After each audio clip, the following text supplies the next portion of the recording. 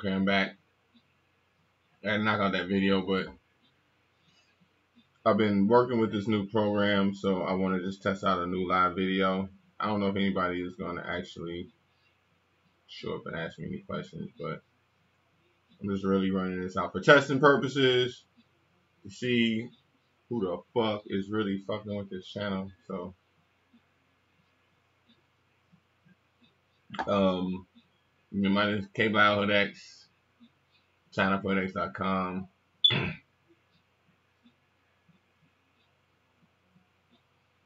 Um, some shit this I don't really talk about on this channel because I talk about a lot of astrology. Most people follow me because of astrology and shit, but I am a fucking huge major follower of comedics. What up? What up? What up? What's good, man?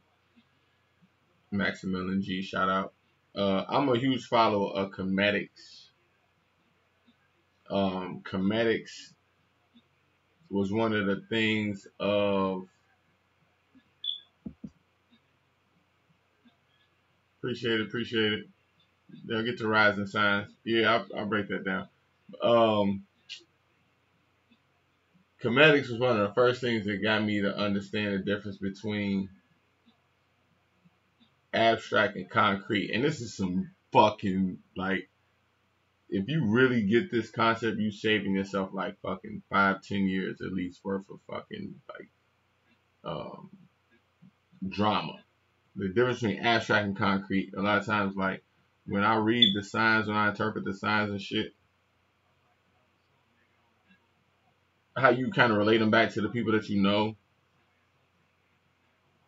that's still not enough. That's still an abstract concept. Like concretely, you can like almost download the personality of the archetype of whatever fucking sign you read it. You see what I'm saying? Like you don't have to even you don't look at it to like when I first started studying signs, I was learning like all the negative traits and shit like that of the signs. I was looking at it to kind of really criticize my friend. Not really criticize it because I did. I wanted to understand why the fuck they was doing what they was doing. But what I really learned was like life presents a lot of situations. Sometimes it forces you to respond in a way that normally you wouldn't. Like me as an Aquarius, I respond like an Aquarius 90% of the time. But because I know the signs so good, I've learned to like respond. Certain situations require me to respond like a Leo or a Cancer or a fucking Earth sign or like you see what I'm saying. Like that's why like it took me a while to learn this. You know what I'm saying? And if you can learn that, like comedics really taught me because when you understand comedics is concrete. It's like that was the thing about the Matrix. Like one thing about the Matrix was fucking written by people who study comedics, and that was the thing about when I first watched the Matrix and it was understanding Neo. How I looked at Neo as like a fucking abstract concept. Like I wasn't Neo, but it took a while for somebody to basically explain to me like the Matrix. When like you looking at the Matrix, like you are Neo. You know what I'm saying? And like the way Smith, the agent, was jumping from person to person, and how like how energy jumps from person, like the lower self was like Agent Smith jumping from person to person, and you have to kind of see yourself as like Neo as the one.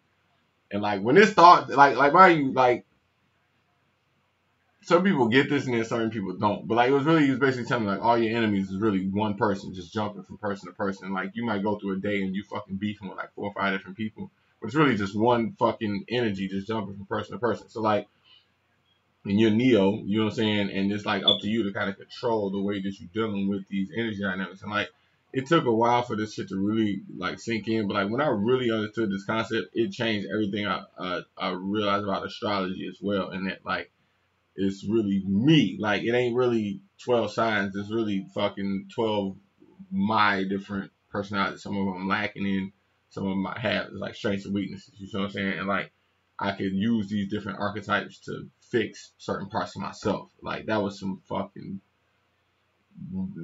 really man. If you don't know comedics, man, fucking learn comedics. That's some dope shit, especially if you study astrology.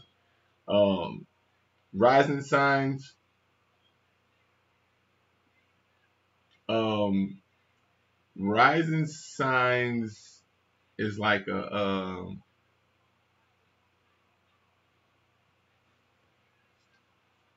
part of me want to tell y'all my rising sign, but I'm not gonna do that because some motherfuckers are ruthless. Like I almost just told y'all my rising sign, but I'm not gonna say that because people are too ruthless in the fucking comments. But I don't know. I would think that it's more like what you kind of aspiring to be. You know what I'm saying? More. Let me see. Let's look up. Your rising sign, otherwise known as your ascendant, is the zodiac was on the rising eastern horizon at the moment you were born. Now, I know that's not what the fuck. Hold on, let's see what always astrology says. Your rising sign known as blah blah blah blah blah blah blah blah blah. It is believed that the ascendant sign spawns closer to the beginning of the sign, which is stronger and the effects will be felt of the individual. This is also held to be true if the sun is in a weak position of the birth chart.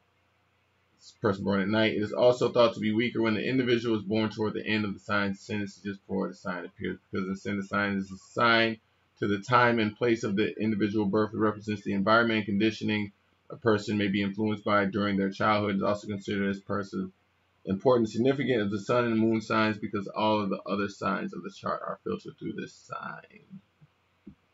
The ascendant is said to be the mask one wears in public. It is the first impression we make when we meet new people. Often you are confused at how others have described you. It is because they are describing this aspect of your personality. The ascendant takes part in your appearance and personality, going far as influencing physical characteristics. Sometimes the sign becomes expressed in your image, your style, and your mannerisms. It is expressed in how you act. Some astrologers theorize that the sign becomes weaker after a person reaches 30 years of age as their confidence grows in who they are. Your rising sign appears as the first personality traits you exhibit. Is your autopilot. It responds to your environment. Your sun sign gradually becomes noticeable over time.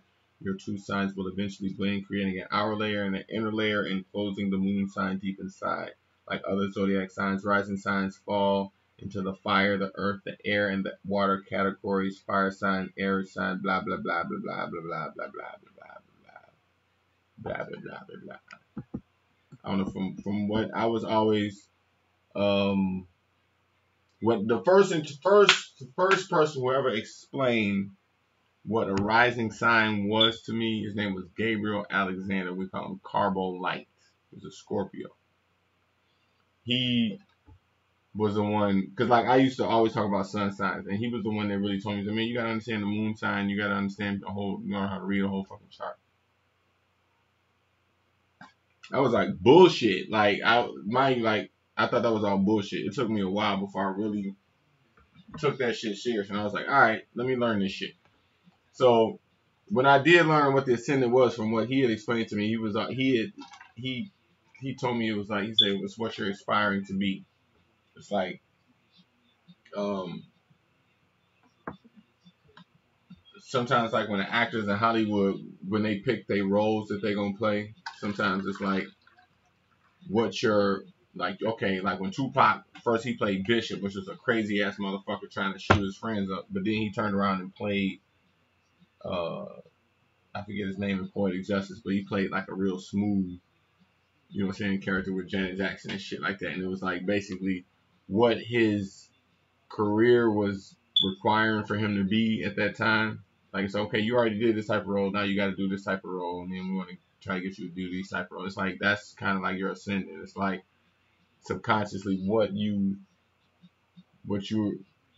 I hate to keep saying the same shit over and over again, but it is. To me it's like what you're aspiring to be. It's how do you even I mean everybody has dreams. Everybody has, and that's not necessarily your moon sign per se, but everybody has aspirations. Everybody has goals. Everybody, nobody, I don't say nobody, but most people want to be more than what they are. So, um, I guess the direction that leads you in is kind of like your ascendant. Like me, like I will tell you, like I have Uranus in Scorpio. So, mind you, like I'm an Aquarius. So when I look at that, I say, well, shit, I'm an Aquarius. I'm ruled by Uranus, but my Uranus is looking at random shit like a Scorpio. So I can look at the same aspect from an ascendant standpoint, like, okay, so when when I'm looking at myself, when I'm, you know what I'm saying, when I think the best of myself, the best or the worst qualities of myself, I'm looking at it like I'm not gonna tell you my ascendant sign, but like, you know what I'm saying, that's kind of what ascendant is. Like when you're looking into yourself, it's like, okay, I like this, I don't like. It's like an editor, like editing a movie. Like, okay, I like this, I don't like this, but that editor per se is the ascendant sign. It's like the parts that you want to cut in and cut out. You know what I'm saying? In a nutshell. Um, let me see what else the fuck is y'all talking about. Y'all ain't asking me no goddamn questions, man. Y'all suck as my fucking subscribers, man. Ask me some fucking questions, man. I'm trying to get this live shit cracking. I don't know what the fuck I'm doing. Y'all supposed to be my subscribers. I'm thinking, okay, I'm gonna ask these motherfuckers some questions. Y'all just sitting here watching me and shit. Ask me a fucking question. Um, I gotta keep my motherfucking charisma cracking for y'all motherfuckers. Um, Besides astrology, I will tell y'all that I study the Kabbalah. I study motherfucking comedics. I study you know what? Hold on. I ain't telling you my moon sign, motherfucker. Hold on. Hold on. I'm gonna show you something.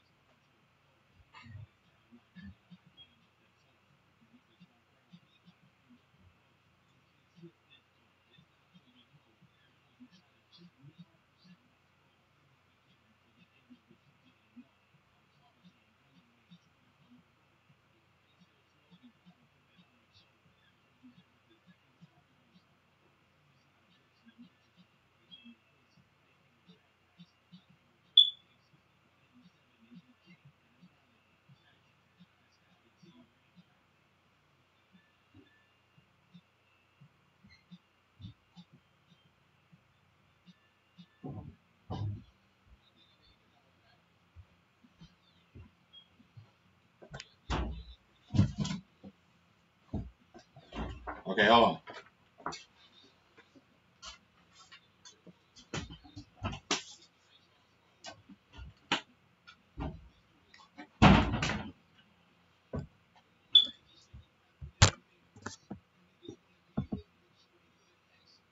Then y'all just totally saw my butt. I gotta put my pants up. Alright. Wait, hold on. Y'all ask me questions when I walk off. What the fuck is wrong with y'all? Alright, hold on. My thoughts on houses. Houses, I ain't gonna lie to you. That's some shit I need to work on. I don't I don't I don't feel qualified to answer you about houses. To be honest with you, I could tell you, but I don't want to say the wrong shit. Um, from what I understand, it's just an order. I will tell you what I do understand. I understand it's just an order of placements of certain energies, and um,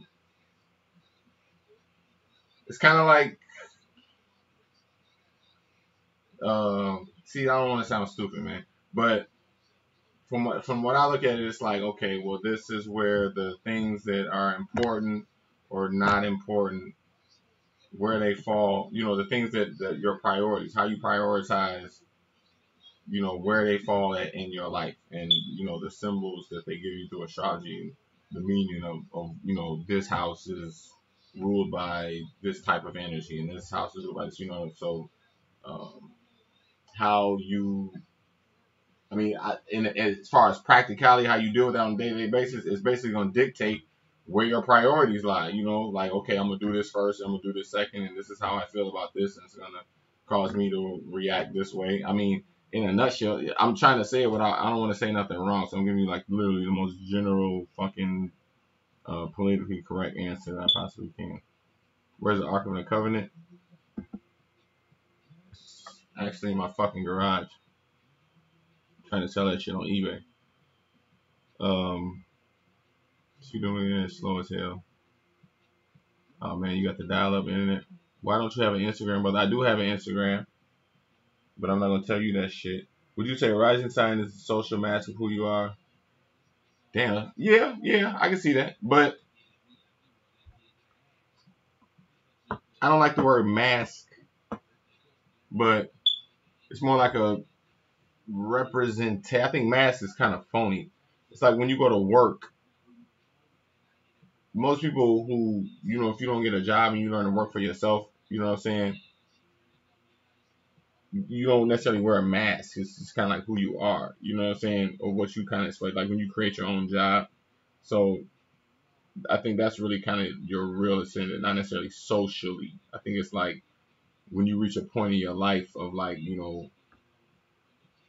congruence. That's the word. I used to study shit called PUA, pickup arts. I don't know if y'all study pickup arts, but I remember reading an article specifically there that said some shit like, it was like, you trying to fuck an Asian bitch, you gotta be congruent. They was like, okay, like if you a car salesman, when you walk in a room, by the time you walk out the room, everybody in there better be talking about whatever fucking car is the car. You know what I'm saying? Like, or if you a fucking basketball player, when you walk out of the room, better be talking about fucking basketball. Like, you gotta be ultra fucking congruent. Like, if you a fucking um, computer engineer, you need to be the fucking computer engineer. If you are a fucking whatever the fuck you are, like, you need to be congruent. Like, you have to be the best at what the fuck that shit is. And I think that's kind of more what your ascendant is. And because like ascendants kind of work almost bipolar in nature, or kind of like how Pisces are, where it's in your subconscious, but you're living in a reality. So like when you use the word mask, I don't like the word mask because it's like dealing with somebody who's not aware of an ascendant. If you're using the word ascendant, it's like obviously you're aware of, okay, well, this is who I am and this is kind of where I feel life is pulling me in this direction. So I think the real challenge is in that is where a lot of Pisces go through is they're like trying to find that congruence level. It's like, okay, if you just learn to be a dancer, like when you first learn to dance, you obviously gonna be uncoordinated as fuck. But somewhere in your mind, you gotta like see past that shit and like not necessarily see the limitations, but just see the potential and just get lost in that potential. Like they say, dance like nobody's watching. That's like an ascendant. You see what I'm saying? I think the word mask is not is more for somebody who's not aware of what an ascendant is. What sign do let me see. I'm not telling you my moon sign. What sign do you hate the most and like? Shit. It depends on what day it is. What's today? Friday?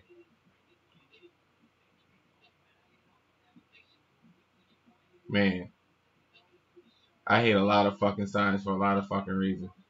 But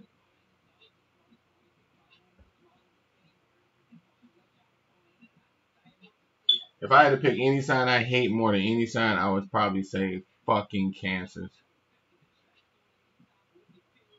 I fucking hate cancers.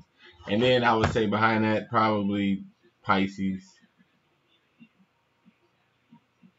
I hate those fuckers. I hate fucking Capricorns. If you go back and look at the order I did my hate videos in, it's pretty much in that order, but just switch cancers with Pisces because I just pretty much did the Pisces video on the day I was pissed off about Pisces. You know what I'm saying? But ultimately, I fucking hate cancers, man. Every cancer I've ever dealt with ended up with them just fucking acting like a little bitch. And I was like, man, like, I always give them the benefit of the doubt, but they always like just be on that bullshit. They got that shit in them, man. I'm like, man, you got that shit in you. You fucking tweaking. I get pissed off just thinking about this shit. Fucking cancer, man. So many of it. This is like a long line. I'm like in my brain, I can see all their fucking faces just switching, and I'm just like looking like this at every one of them inside my fucking brain. But yeah, I would probably go with cancers. I like the most. I would say I get along with. Instinctively I want to say Aquarius, but then like once I get to know most Aquariuses, I don't like they ass. I'd be like, man, fuck, like, cause I don't know, maybe because I'm an Aquarius and I always kind of give Aquarius the benefit of the doubt. I'm thinking that they think how I think, and then I realize like, okay, that's the shit why people be telling me about the chart because like most Aquariuses are fucking idiots, like they're fucking airheads. It's like unless you know about astrology or unless you've done the inner work and you're an Aquarius, you're probably a fucking idiot. And it really reminds me a lot of times how much of a fucking idiot I was before I started studying, like, doing my inner work and shit like that. But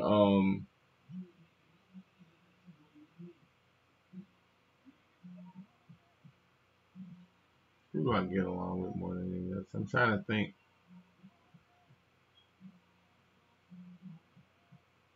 I get along with a lot of Scorpios and Sagittarius, believe it or not. I love Scorpios. I hate the motherfuckers too though, but like typically when I meet a Scorpio or a Sagittarius, it takes them a lot longer to piss me off more than any other sign. So I am kind of harder on Scorpios than I should be. But yeah, I would probably say I like Scorpios and I like Sagittarius the best. Let's see. Is the movie The Mask with Jim Carrey a Gemini movie?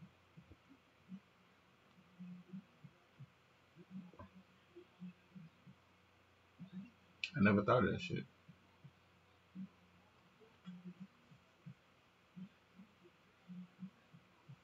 Yeah, I guess so. I mean, it's kind of like what's that movie, Fight Club? Where it's like you got the twins, but his twins was exterior, whereas Gemini's are interior. This is just talking about concrete and abstract.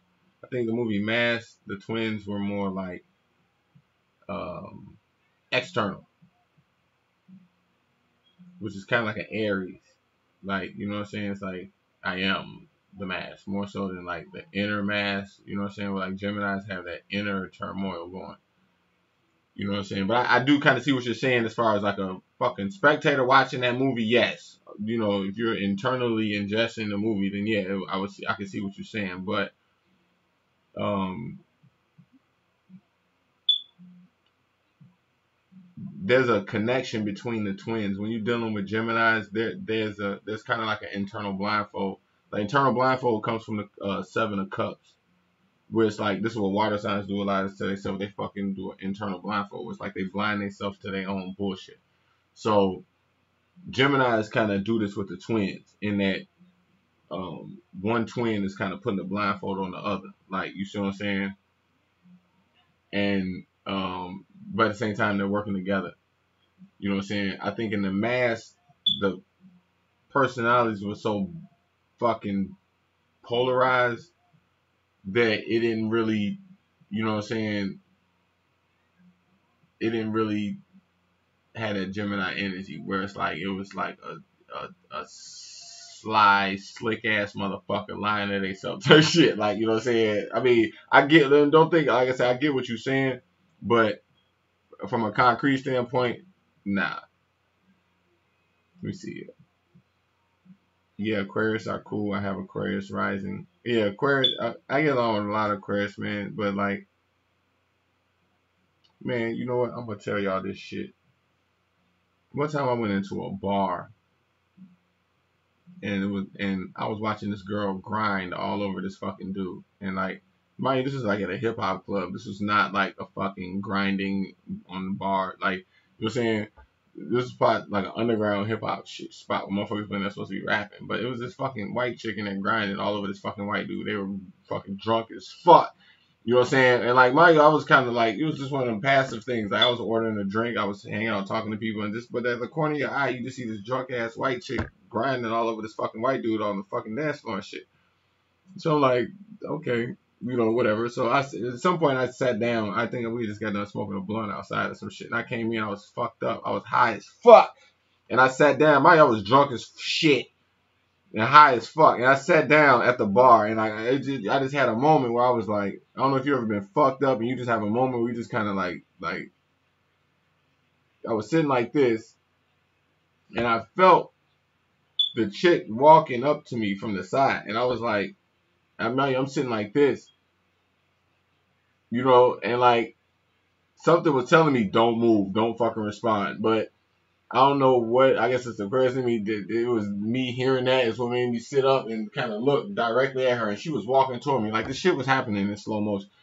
And like, and she just walked right up to me. And she just kind of grabbed me right by the arm. Mind you, the guy she was just grinding all over is right fucking behind her, and she just grabs me right on the fucking arm, and she's like, "Who are you?"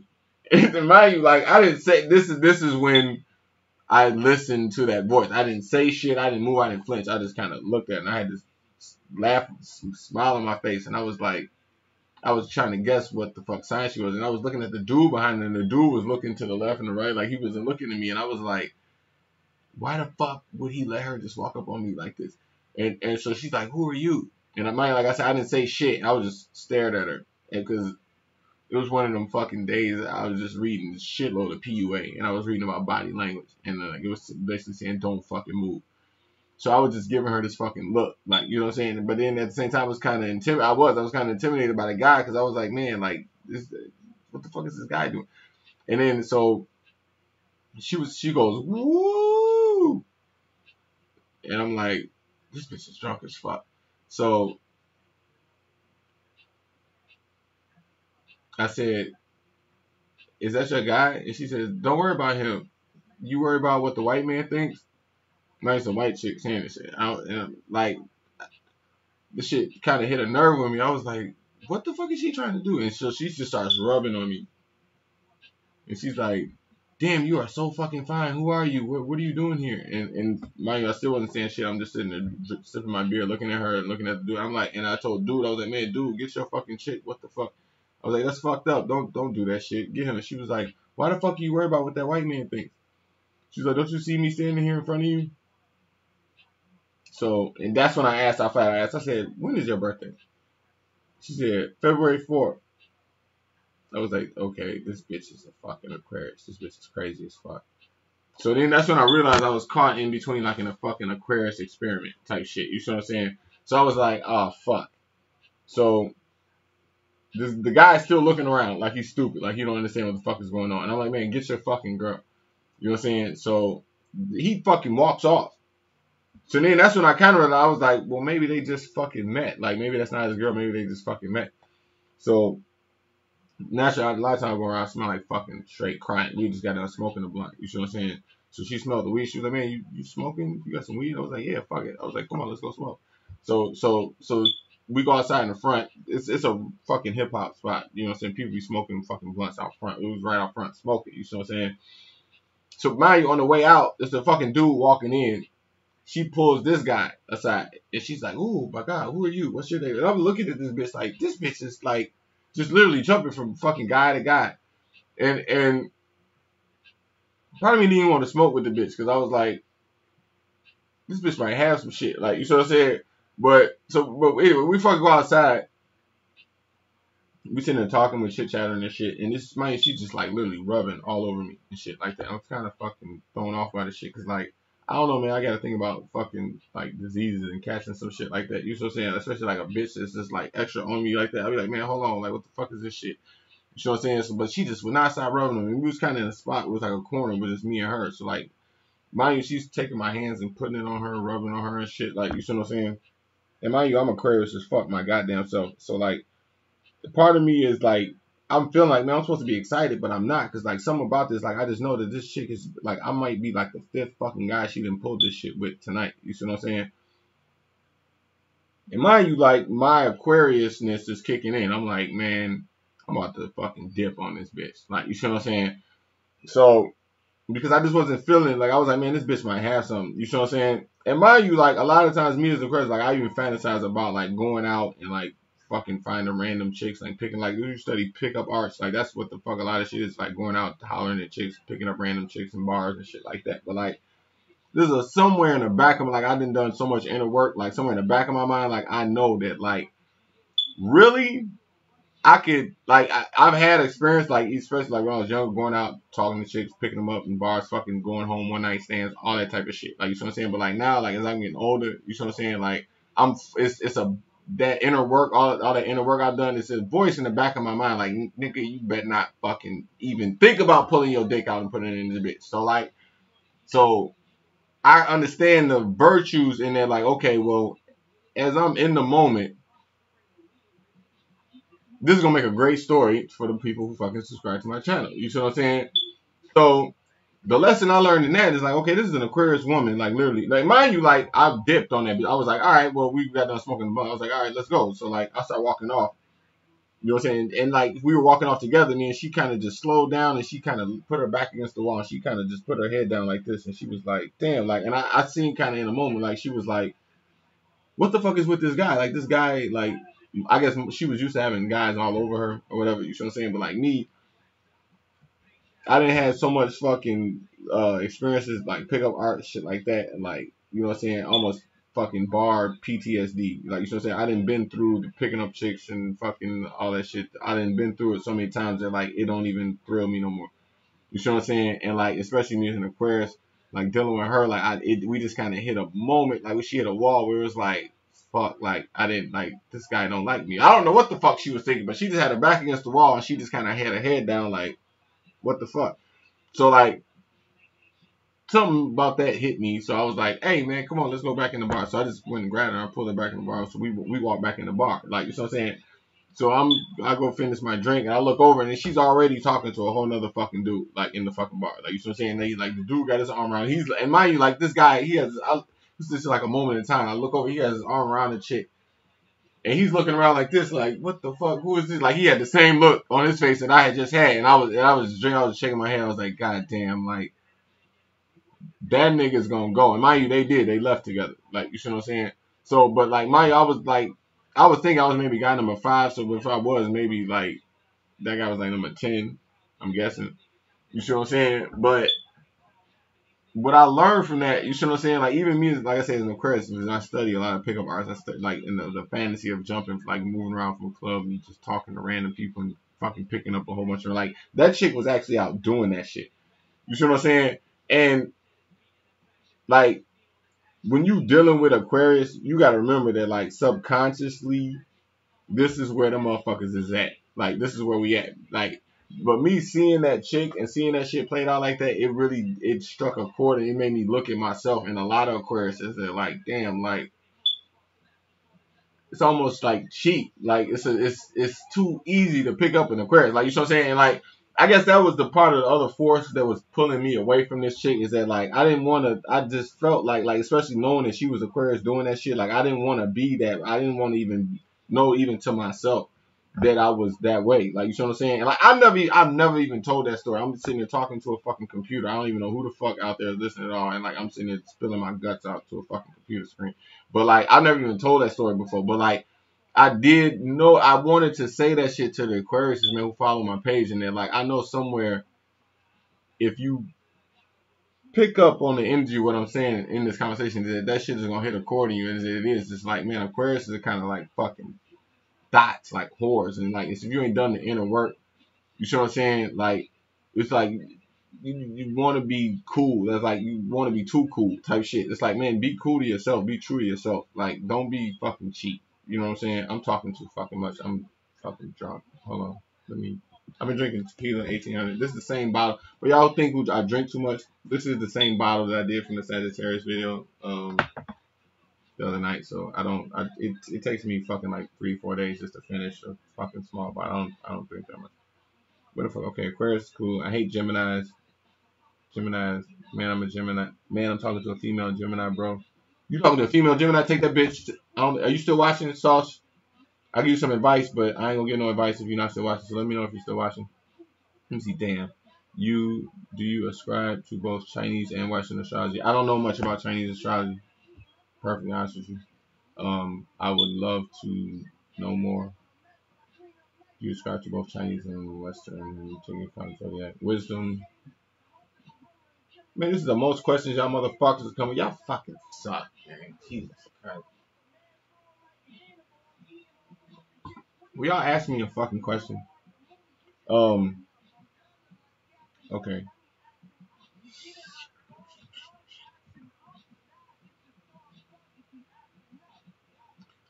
One of the things I learned about in comedics is that the different numbers are stages in life, and that like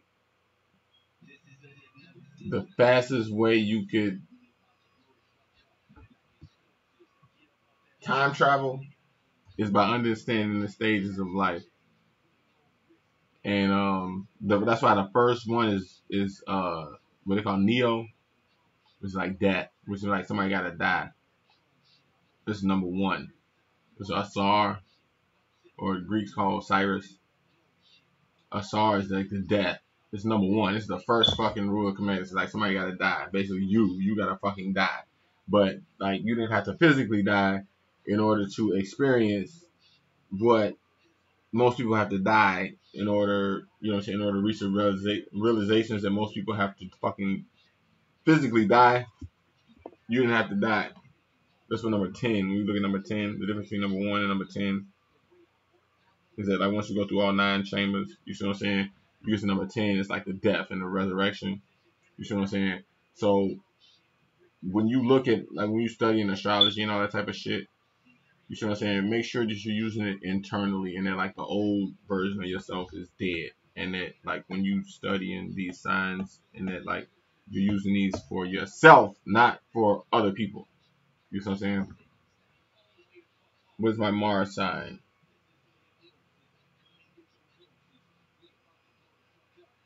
Why the fuck do y'all want to know my sign so bad? Like what the fuck? I'm not telling y'all that shit. There's too many ruthless people in the comments. How do I attract a Taurus? A Taurus female, I hope. You talking about Taurus female? Let me know. What is the greatest piece of lit to begin with starting studying Kemetic? Shit, that is an excellent fucking question. Depends on what your birthday is, depends on what you're seeking for. But I will tell you mine, what I learned was Chamber 6. I learned, actually I learned Smith first, then I learned Chamber 6.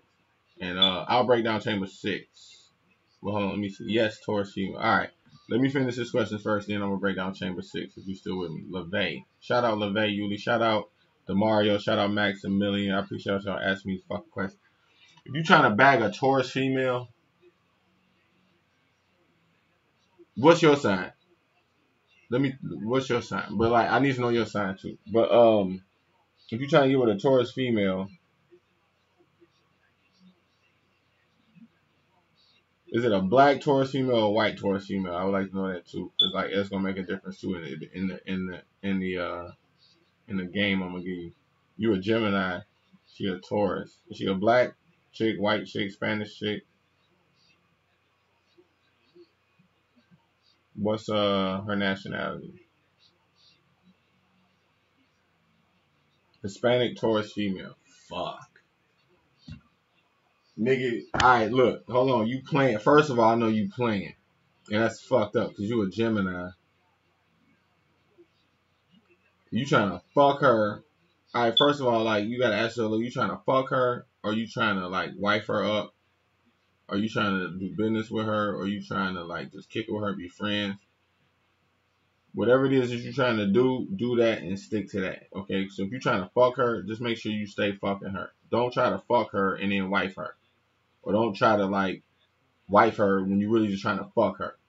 You see what I'm saying? You need to figure this out already because you're a Gemini and you got all them different energies pulling at you. So you got like fucking 3-4 movies of her playing already in your head. Like you can already see yourself having sex with her. You can see yourself out on a date with her. You see yourself at the club with her. You might see yourself in the car with, like, you got like fucking 4 or 5 movies of this chick already playing in your head. But like what you really doing is what they call crossing streams. Like in Ghostbusters, they had the 3 streams. Like, you know what I'm saying? They said don't cross the stream. You see what I'm saying? And like what you need to do is figure out what stream this chick is on and keep her on that stream. Like I said, if you're trying to fuck, you cannot be afraid to come out and tell a chick, like, look, I'm just trying to fuck. But like if you really like her and you really trying to wife her up and you trying to, go on dates and, you know what I'm saying, shit like that, then that's a whole different set of advice I'll give you. You see what I'm saying? But you as a Gemini, you see what I'm saying, before you really figure out how to bag a Taurus chick, you really need to learn how to not cross streams.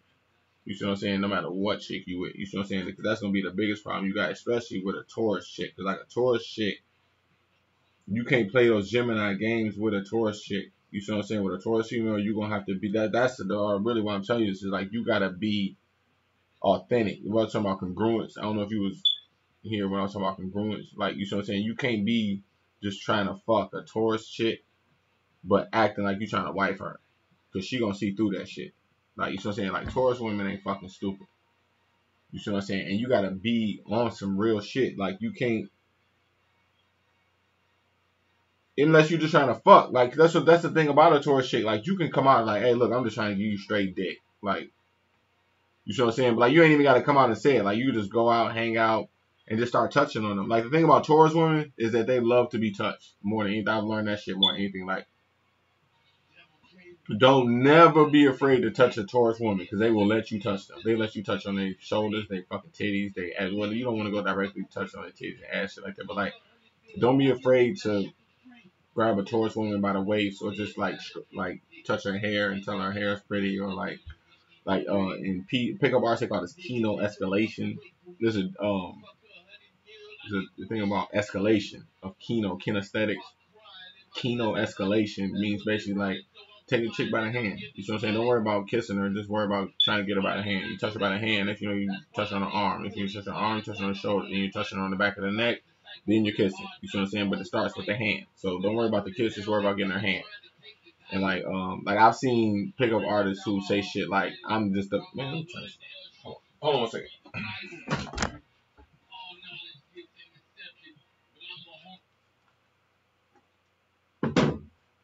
I've seen pickup artists who say shit like, man, and mind you, like, I've seen why they said this because I don't give out no advice that I haven't tried for myself. So, and like, but I will say that, like, I've seen guys who say,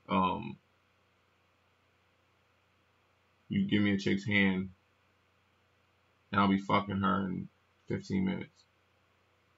And I know why they say that shit. Because it's like, you're like, don't worry about fucking a chick, just worry about taking her by the hand. You see what I'm saying? And let the shit play out. Like, that's the problem with a lot of guys that they be trying to, like, force a situation. You see what I'm saying? But a lot of times, like, you gotta learn how to bait yourself. Especially, like, kind of with a Taurus woman. It's more about baiting yourself. Because, like, and the thing about, too, with a Taurus woman, you have to be very fucking patient.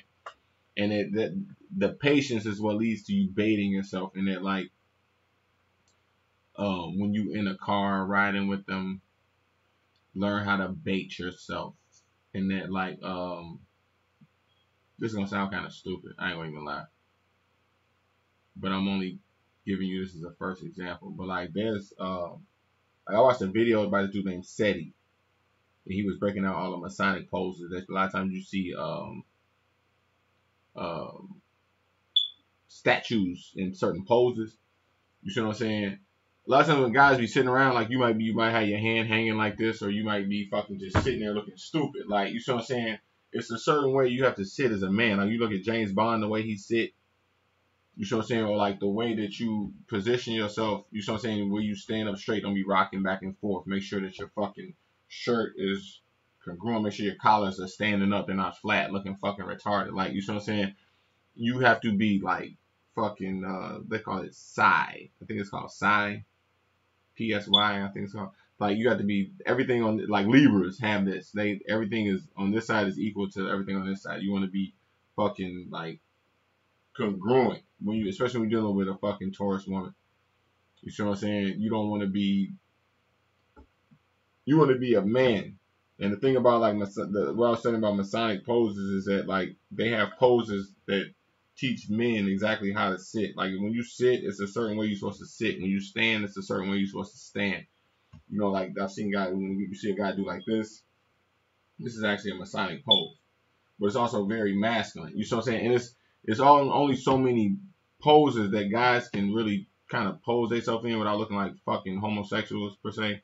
You see what I'm saying? So, like, you need to research these type of things when you're dealing with, like, a Taurus woman, really any earth sign woman. You want to make sure that, like, when you just chilling or, like, when you fall back and you're relaxing, that you are kind of sitting you want to be masculine. You don't want to find yourself, you see what I'm saying, sitting or doing no feminine shit around an earth sign woman. You see what I'm saying? Last thing I'm going to tell you is, especially with a Taurus, is be prepared to take it slow. And that's why I'm telling you about your different poses, the music you listen to, the type of food that you choose, the liquor that you drink or whatever the fuck it is. Like, pay attention to the details of that type of shit, because like this is how you learn how to bait yourself a lot better than trying to fuck her per se. Raise your quality, raise your value more so than trying to look at it from an abstract standpoint. With a Taurus woman, you have to raise your value and be a high value male. You see what I'm saying? Because that's what they want. They don't want a fucking guy who's chasing them. What the fuck is this? Why do Aquarius men string a woman on? They say, if you want me to answer your question, just let me know you still here before I answer it. And I would want to answer LeVay question. The best piece of lit to begin with if you start in Comedics, I would say is Agent Smith. If you understand Smith, the dynamic of Smith was set. We understand set. In Comedics is it's like what Christianity called the devil. It's like Agent Smith in the Matrix. If you ever see a movie called Fallen with Denzel Washington, you can go look up the trailer on YouTube. It's called Fallen. It's like an energy that jumps from person to person. You see what I'm saying? And they say all your enemies is really one person. When I've understood really what that meant,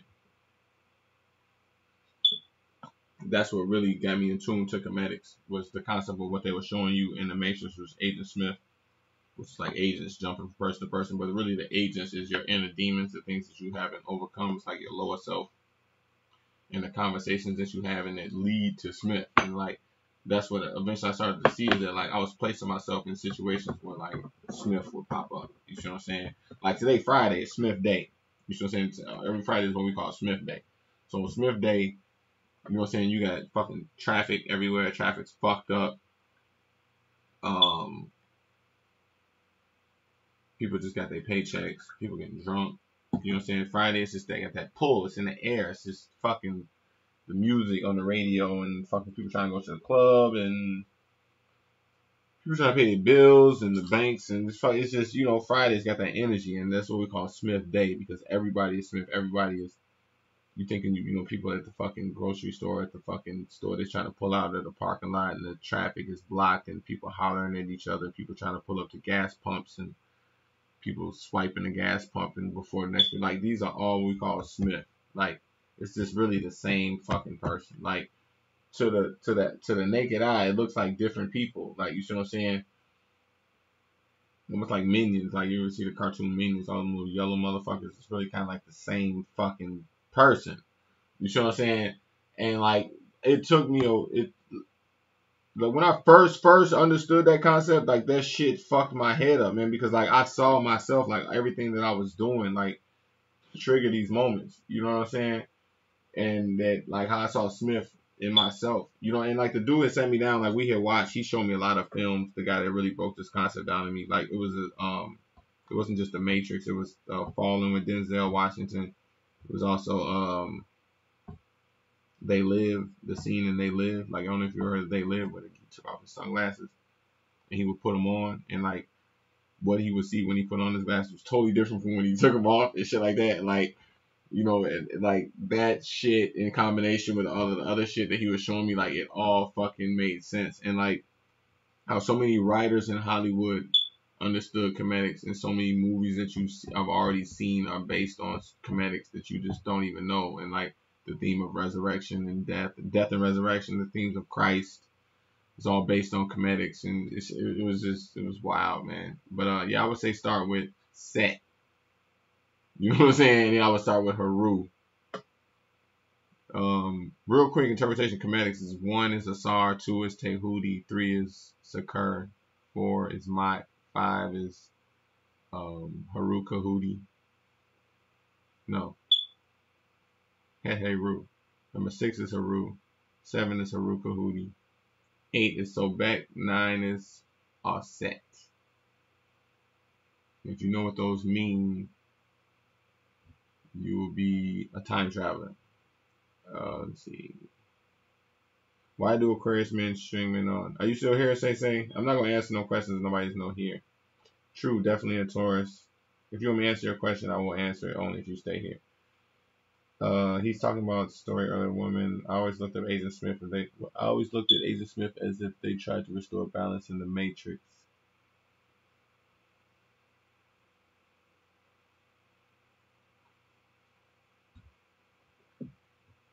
The thing about it took me a while to understand about the Matrix is that like people are the Matrix. The Matrix isn't necessarily the buildings and the walls and the fucking the computers and all that. It's like no, the fucking people, the brains. All of this shit plays out in the mind. The mind is one of the most underestimated things in the galaxy. Is that the brain is a multi-dimensional object, and all of this drama plays out in the minds of the people. So when you say about the Matrix, you got to remember that the Matrix is the minds of the people. It's the collective minds of the people. So like this is where a lot of people be fucking up with their interpretation of the Matrix because they don't understand comedics. But when you say bring order balance back to the Matrix, the order is the collective mind. This is what the media is comes from the word medium, and the medium is what fucking film and fucking YouTube and internet and movies and songs and what media is. It's exactly what it sounds like. It's a medium. It's not really what the fuck it is. It's like it's something that's used to put everybody on a collective mind. This is what the Matrix really is. It's like the people who fucking follow the collective mind, the abstract mind, more so than the concrete mind. Very, the goal of Agent Smith was to get everybody on a medium, like everybody at a uh, working class. This is what like if you read Bill O'Reilly got a book. What's it called? The O'Reilly Factor. If you read the first fucking chapter, if you're ever in the thrift store and you look in the fucking book section, you see the O'Reilly Factor. Just pick up that book and read the first chapter because he says some actually really thought-provoking shit. Because he says it's class levels to this shit, and the thing about over here in America is that they're real good at blending the class levels and that make everybody think it's a working class. When really there's a fucking upper class, middle class, lower class. You see what I'm saying? And they try to make everybody look more middle class. That's the thing about Americans. Everybody can blend into the middle class.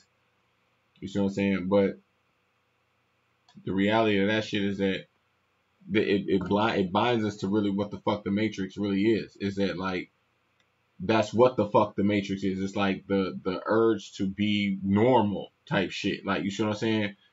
And what the fuck is normal? You know, it's like the avatar, the ego. There's a difference between American ego versus a Mexican ego versus a Russian ego or a motherfucking,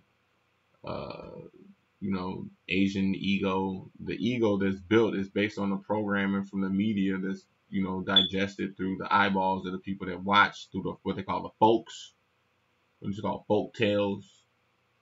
Or like at the end of fucking Warner Brothers, the fucking Porky Pig jump up and say that's all folks or folklore. The folks, or in Chicago they got what's called GD folks. The folks or the common folk, the people who made the mythologies, made it real. Like they were the people who what the Jews called the goyim, the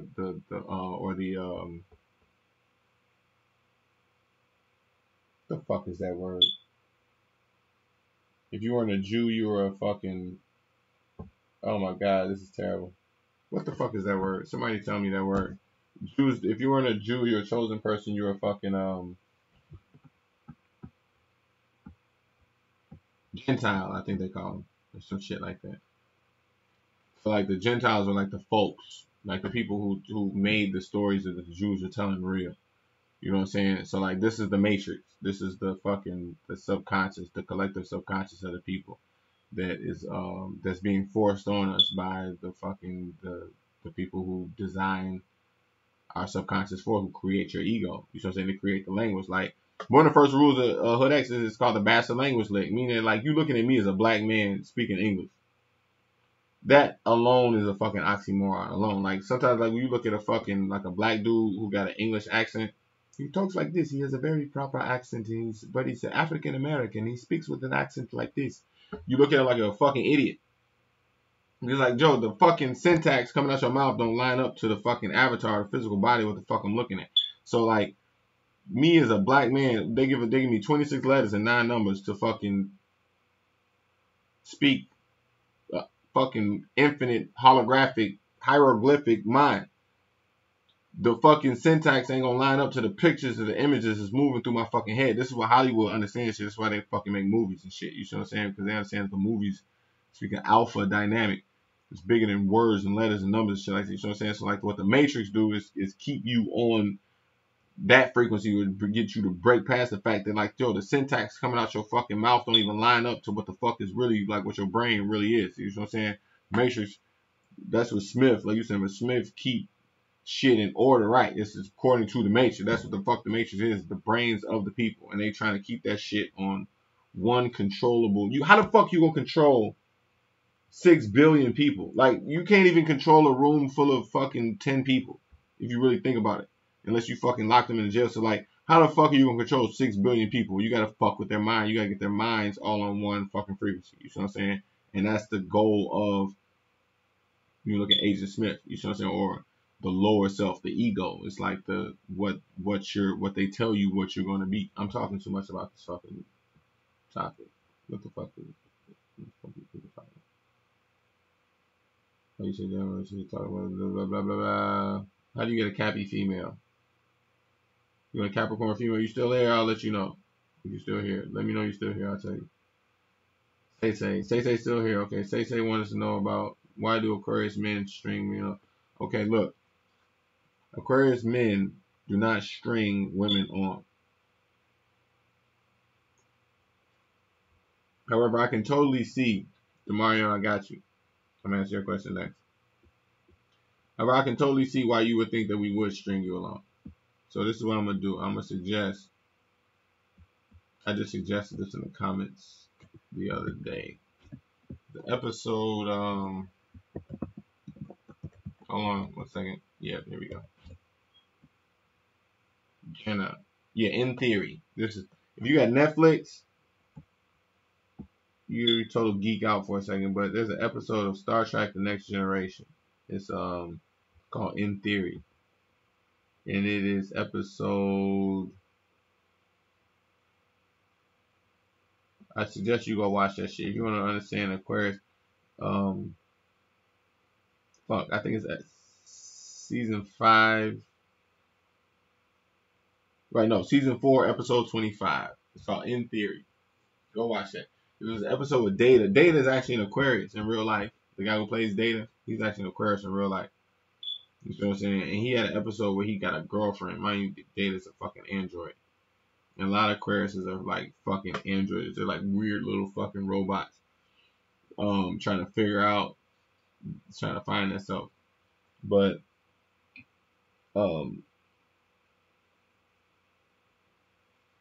if you ask yourself why is an Aquarius stringing a woman along, I'm willing to bet you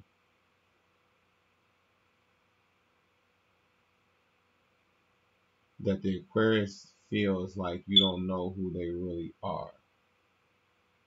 And that's probably because they don't know who the fuck they are, their goddamn self.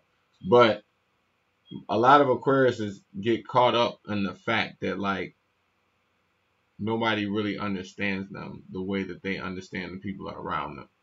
And that the amount of sacrifice that they feel that they're going to do is going to be nothing compared to the amount of sacrifice that you're going to do.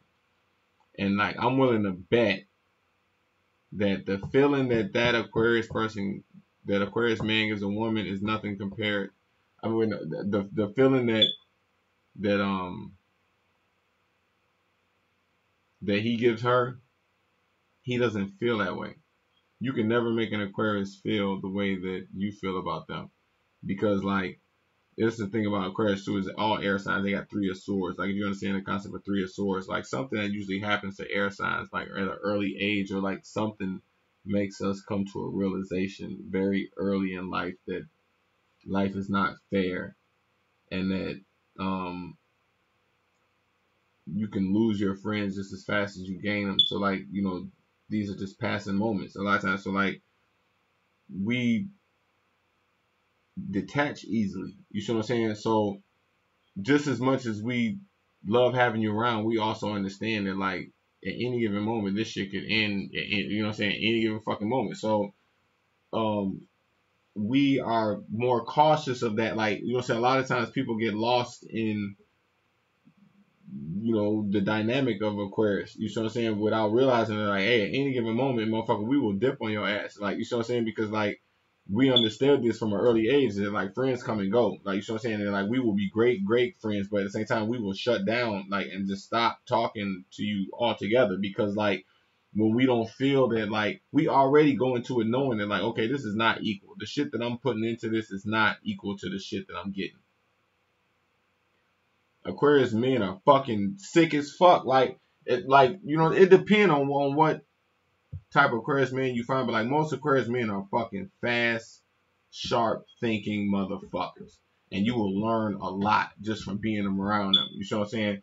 Now you start cross. It's the same kind of advice I gave on the Sagittarius video. Like when you start going into like, um, well, you know, I want to keep this person to myself. You know what I'm saying? Or like I want to start implementing rules and shit like that onto the relationship. That's where you run into the problems. You know what I'm saying? It's not that they Aquarius is gonna string you along. They want to see you get what you want, believe it or not. It's just that you don't fully understand Aquarius. It's like, yo, like you need to keep that freedom door open. We need to be able to like go and come when the fuck we need to go and come. And if we don't have that option, we don't want to fucking let you down, but like we want to see you get what you want. But the reality is that like if you feel like they're stringing you along, you weren't giving them enough freedom. That's pretty much what I can say about that. Let me see. Yep, I got a gym girlfriend who had a beer forced in her ear. That's fucked up. Both my parents are Aquarius. I don't speak to them anymore. They taught me blood isn't thicker than water. That's fucked up. When is your birthday? Was it JB Superstar? You don't talk to either one of them? When is your birthday? When she was a kid. I don't know if like Demario asked me, how can you get a Capricorn female?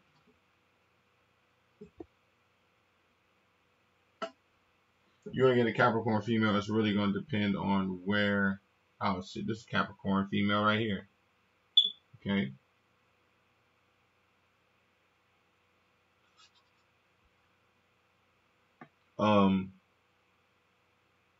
You're gonna get a Capricorn female.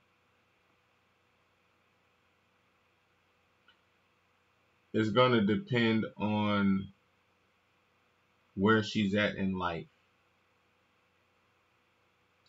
Like, you know what I'm saying? It's gonna depend on if this is a young Capricorn female, a middle-aged Capricorn female, like if she got kids and she's a single mom type shit, or if she don't got kids, or if this is like a older Capricorn woman who's more well-grounded. You know what I'm saying? Because like the thing about Capricorns is that they reverse in age as they get older. Like the older they get, the more younger they get in spirit. So it's gonna kind of depend on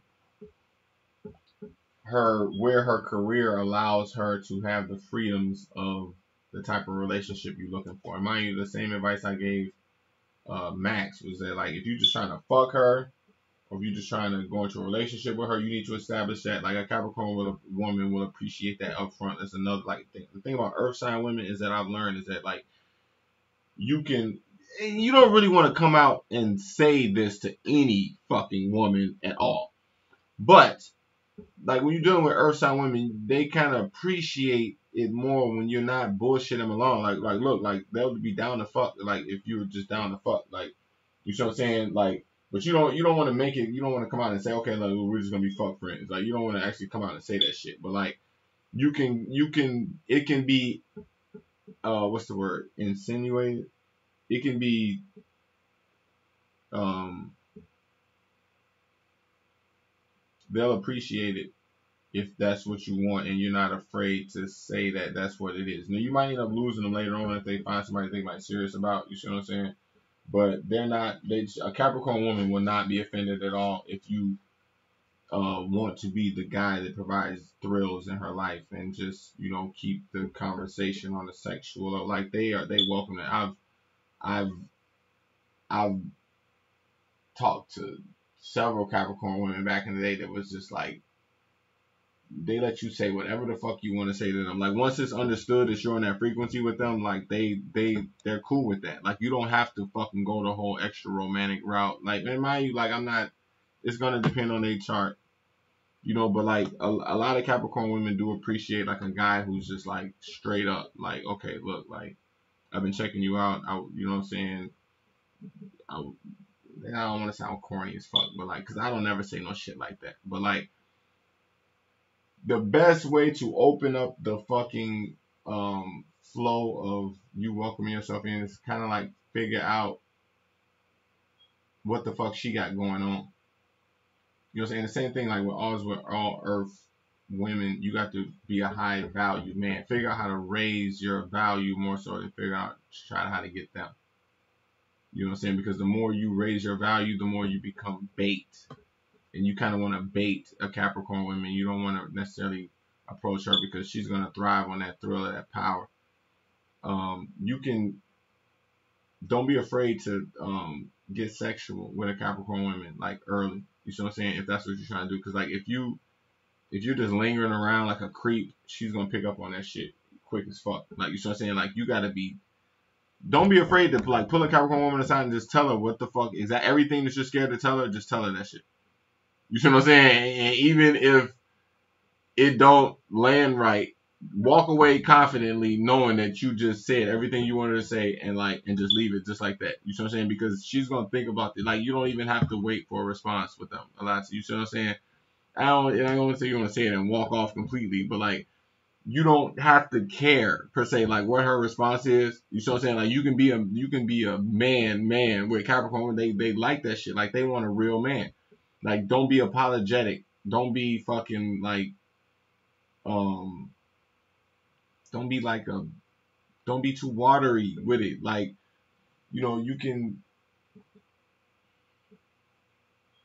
it depends on what your intentions is too. Like I don't want to give you the wrong intentions. You know what I'm saying? If you're trying to wife her up, because you know a lot of Capricorn women, you do kind of look at them and you can see yourself like long term with them. You know what I'm saying? If you're trying to go that route, then get into what the fuck she's into. Understand the dialogue of like the day-to-day shit that she go through. Like, you know what I'm saying? Understand her kid's name. Understand if she's a single mom. Understand the type of car she drives. Like, you know what I'm saying? Understand the fucking what she does at work.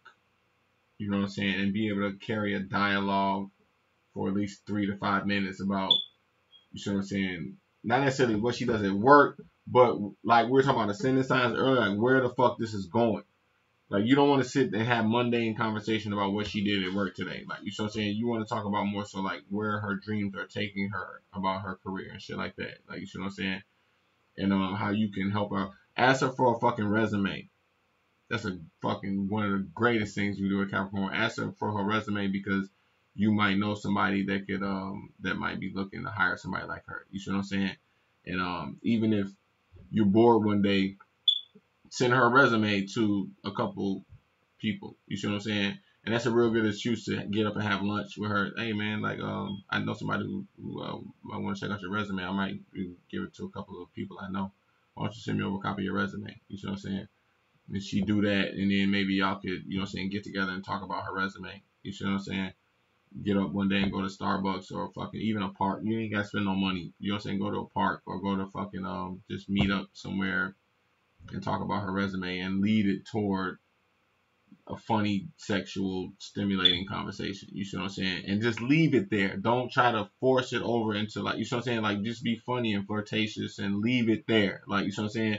And let the goals of like like me trying to get her a job, you trying to get her here. Like what do you see a Capricorn woman in your life doing? Like you trying to travel in life, or you trying to be a fucking musician, you trying to be an artist, you trying to like, so I'm saying try to position her somewhere in your life where you're gonna need a woman like that in your life. You see what I'm saying? And if you actually get her positioned in there and y'all can constantly grow on that, that's one of the best things you do for a Capricorn. It's like the relationship gotta have a purpose.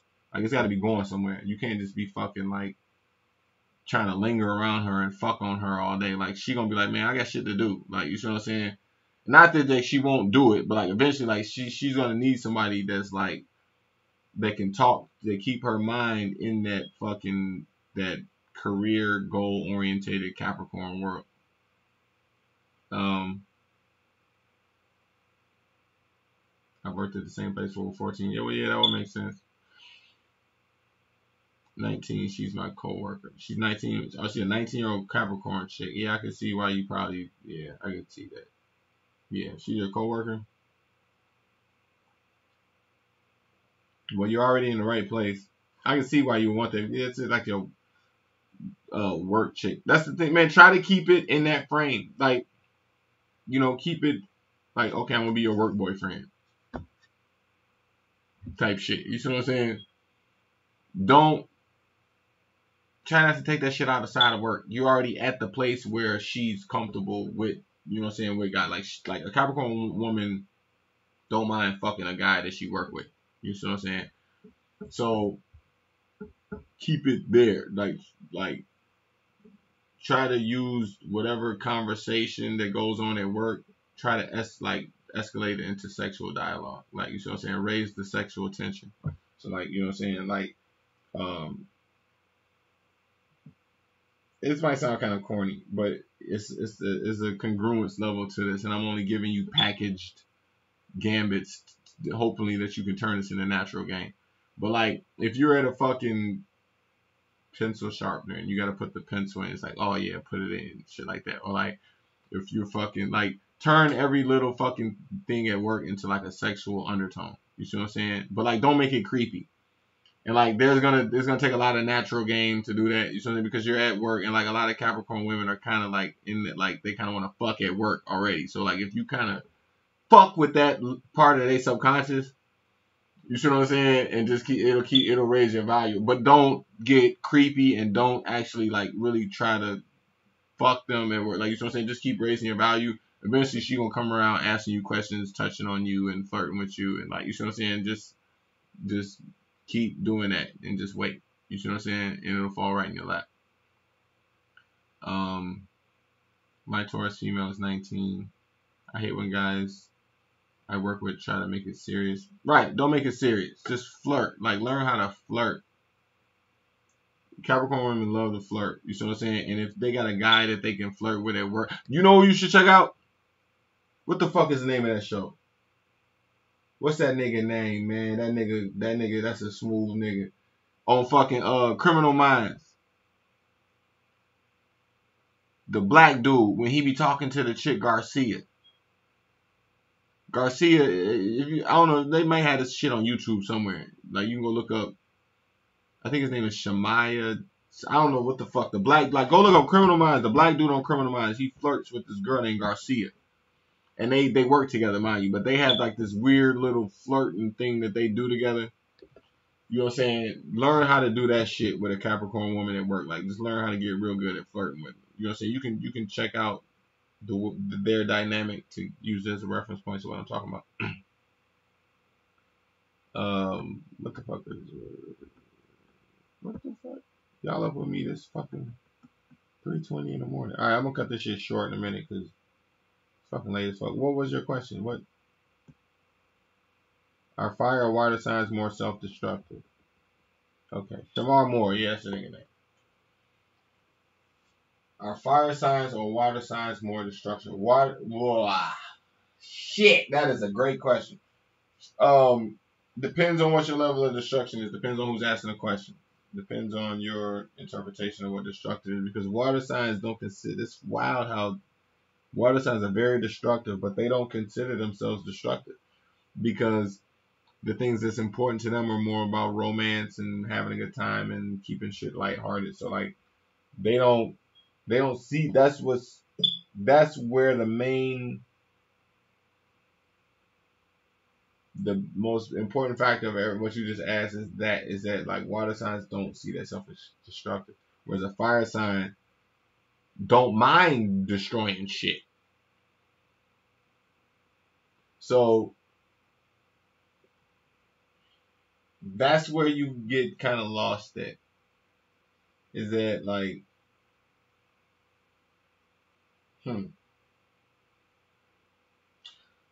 Hmm.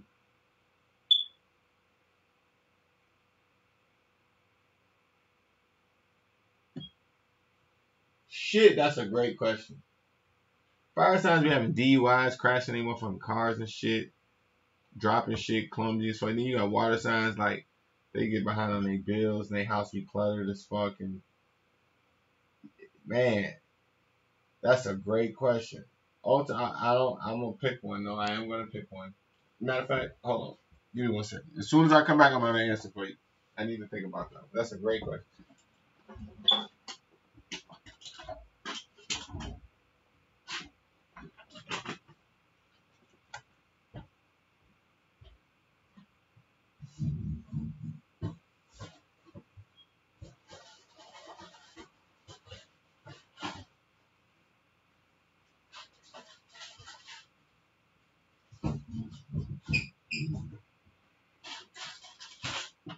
I got it. I fucking got it. I got it. I have an answer. Just that quick. Ugh. I have an answer. I really need to pick my pants up. Alright.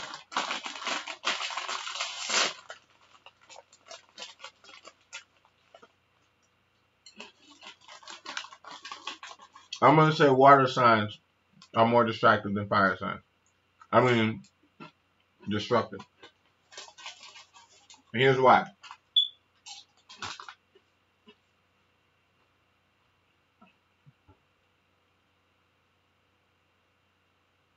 It's one thing to fuck your own life up, but it's another thing to fuck somebody else's life up. And fire signs will fuck their own life up. But water signs fuck their life up and they fuck their partner's life up. Way more than fire. Like mine, don't get me wrong, like fire signs will fuck their partner's life up too. But not like how water signs will.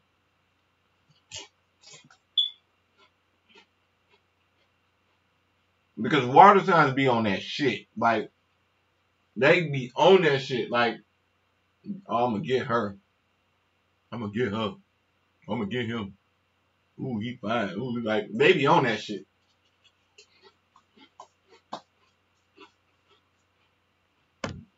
Fire signs play it cool. When it comes to relationships, shit like that, they willing to sit back a little bit more. They play it cool. Water signs be with the shit. And they fuck it up. So yeah, I'm gonna say the water signs are more destructive than the fire signs.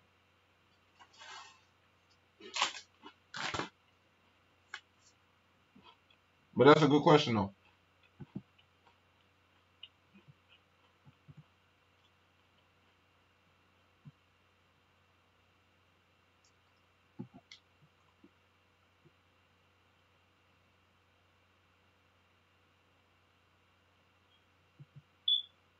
Why the fuck are you attracting all y'all questions? What the fuck is this shit?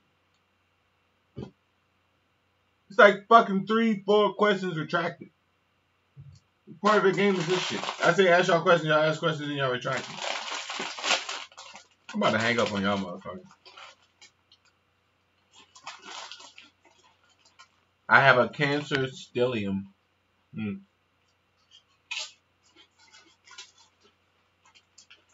Everything about cancer, I hate that shit. Even the name.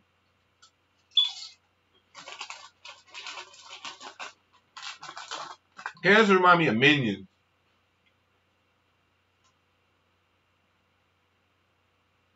Like, you know, them little yellow Minions and shit. When I see them, I think of cancer.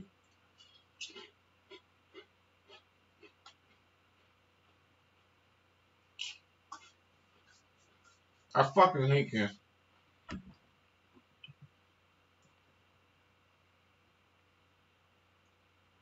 Where the fuck are y'all from? Where everybody from? Check in. Rep your set. Throw your city in there. Comment.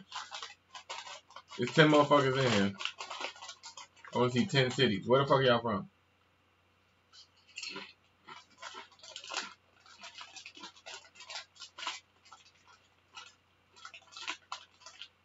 Cancer men are nasty as fuck. Man, where y'all not gonna. Okay, Sacramento, Denver. Okay. Washington State. Denver, motherfuckers, y'all can smoke.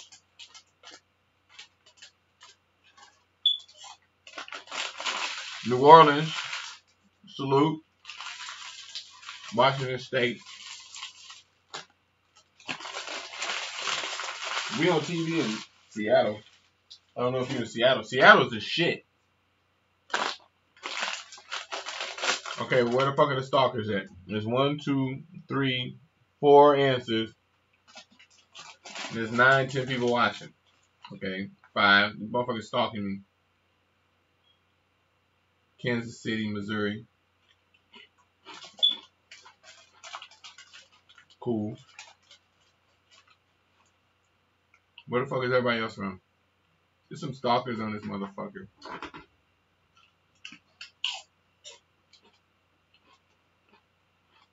You see that shit? That was some crazy shit.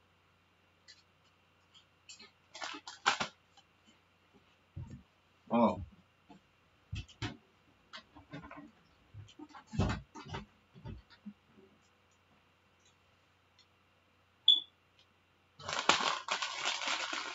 Got my fucking hood set up. Hell no, man. You saw that shit? Alright. Get back to what the fuck we talking about. I'm just finishing my chip, taking a break.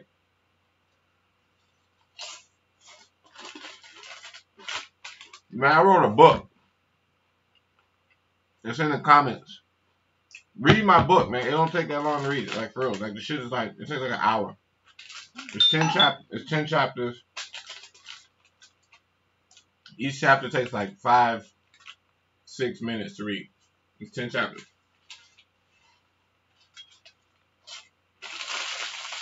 It's good.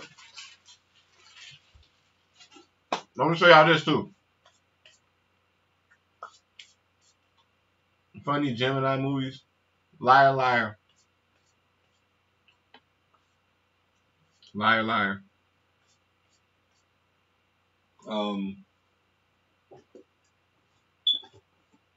What's that movie? Focus. With Will Smith. That's another one. I'm gonna show y'all this. This book called Secret Language of Luck by Gary Goldschneider. I have a whole collection of all his books. I highly suggest you pick the shit up because it talks about like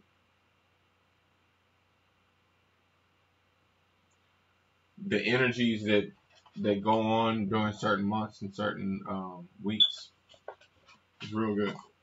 Like you understand the energy of the first week or the second week or the third week of certain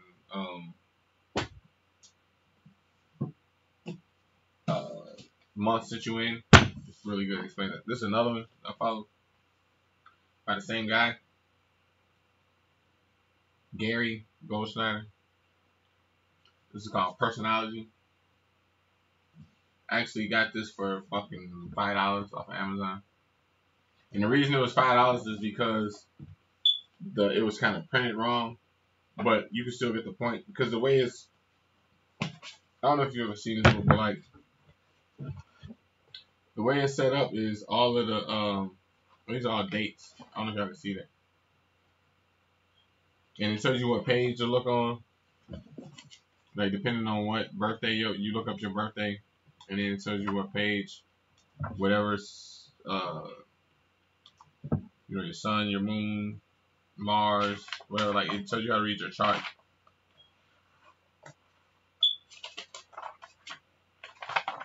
See the moon, and then like depending on what your moon is in, it gives your interpretation on it. This is a really fucking dope ass book. It's called Personality. Same guy that made that shit.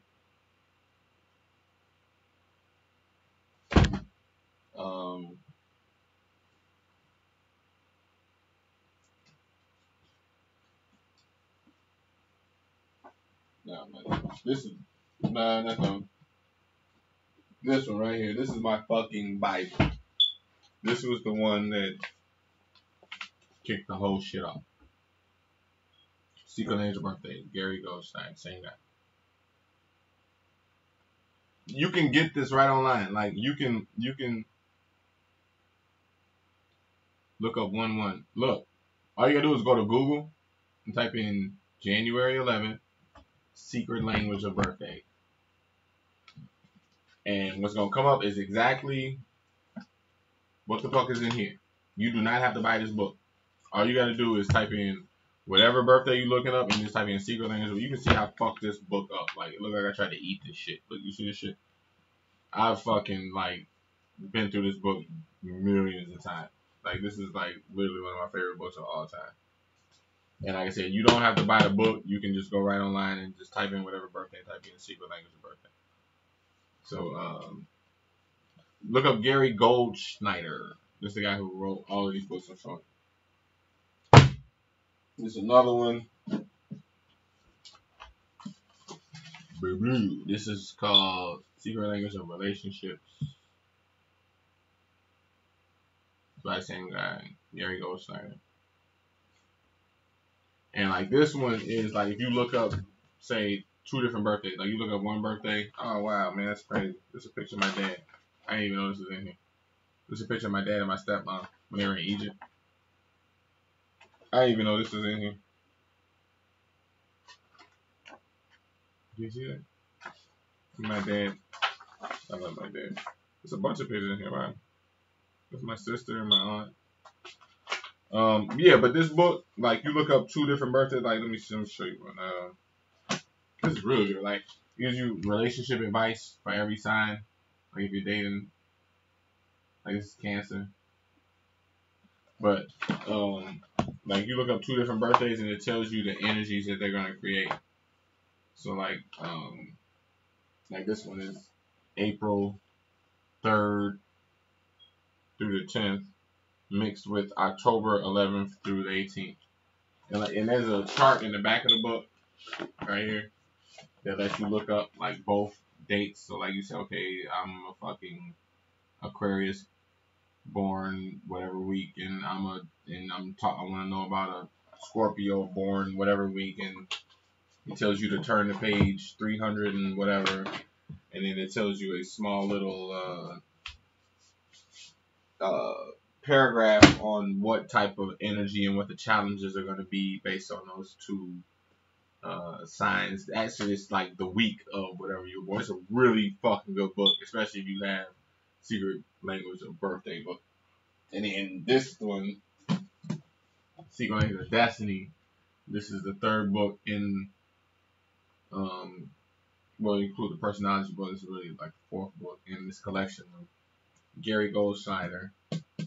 Writes really good books. This is kind of like, you know, depending on your birthday, kind of like your ascendant, almost like where your life is leading you, where all this shit is going. Has a chart in the back too, like how to find your birthday and the different parts you gotta read. This is a really good fucking book. Secret Language of Destiny. I don't refer to that one as much as I should, to be honest with you. And then this one's too, Charting the Times of Your Life by Gary Goldschneider. This is every fucking birthday, like, and it just gives like a small little, like, it has a lot of reference points of like things that happen during that week, and like the things that are the synchronicity of things that go on whatever week or whatever's going, like, you know what I'm saying? This shit is fucking ridiculous. It's like, okay, more than likely this is what's gonna be going on this week. That's kind of what this book. Same guy, Gary Goldschneider. Huge fan of Gary Goldschneider. This was another one by Gary Goldschneider. It's called Everyday Astrology. This is thing I like about this is that it's specific. It's like a FAQ, like, you know, on the website it says FAQ, like frequently asked questions. The questions that they ask about the signs in this book are like FAQ. It's like it really covers the questions that you want to know, that most people generally ask about a sign. They ask that direct question. They give you really good answers specifically on it. My same guy, Gary Goldstein. I bought all of these books on Amazon for like less than fucking like $5-10. Like this book brand new was $24.95. But I'm pretty sure, like, hold on, let me look. I'm gonna look right now. You don't have to spend a lot of money on these. Like, I got these pretty cheap on Amazon. Let me see. Gary Goldstein. I'm just gonna look it up real quick. Gary Goldschneider. Let's see. The relationship books. All right, they got it on here for $4.79. They got the birthday book on here for like $11. They got the Destiny book on here for $11. They got the one right here I'm showing you right here for $1.69 if you get it used. It's fucking not even $2. They got the Luck one for fucking $5.38. This one's pretty cheap. So yeah, you can go on Amazon and just type in Gary Goldschneider, and you'll find all of these books I'm showing you for fucking like $10, $5. Some of them even $2-3. So I highly recommend them. Am I into Oshun? I am very familiar with Oshun. Actually, I was ordained by a Baba who was ordained by an Oshun, who's a woman in Chicago. Her name is Oshun Rete. She is very well respected amongst a lot of Oshuns and Babas and Ifas. She was the one who actually married my parents. Her name is Oshun Rete. She taught me a lot of things about the Yoruba culture, and I'm very familiar with Oshun. Yes, I am. Osho? No, I do not know what Osho is. Autocorrect is a bitch. I trust me. I know. I've tried to curse people out a lot of times, and then it always makes it PG-13. Okay, what is the question? Wait, hold on, man. Okay, I'm going back. Y'all motherfuckers is got ADD. I'm sitting there answering the fucking questions. Now y'all yelling in the comment section in my answer. But do I feel the air signs are better with water than fire signs? Fuck, that's a good question. I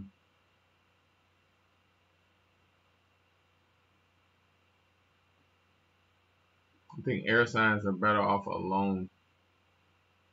First answer. But if I had to pick between a water sign and a fire sign,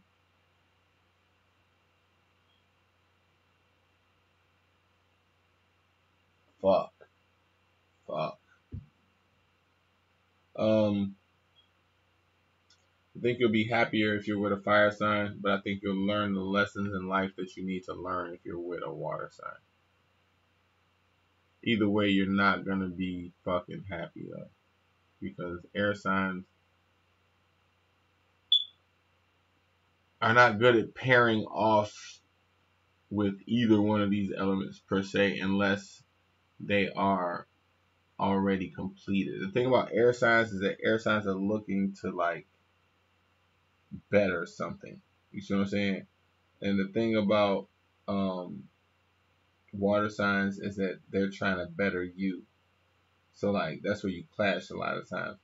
And it's not that water signs really want to better people. They just want to better their spouse, and they don't. Then that's where they fuck up at. Is a lot of times is that air signs move a lot faster and a lot more strategic, and water signs aren't able to pick up on that.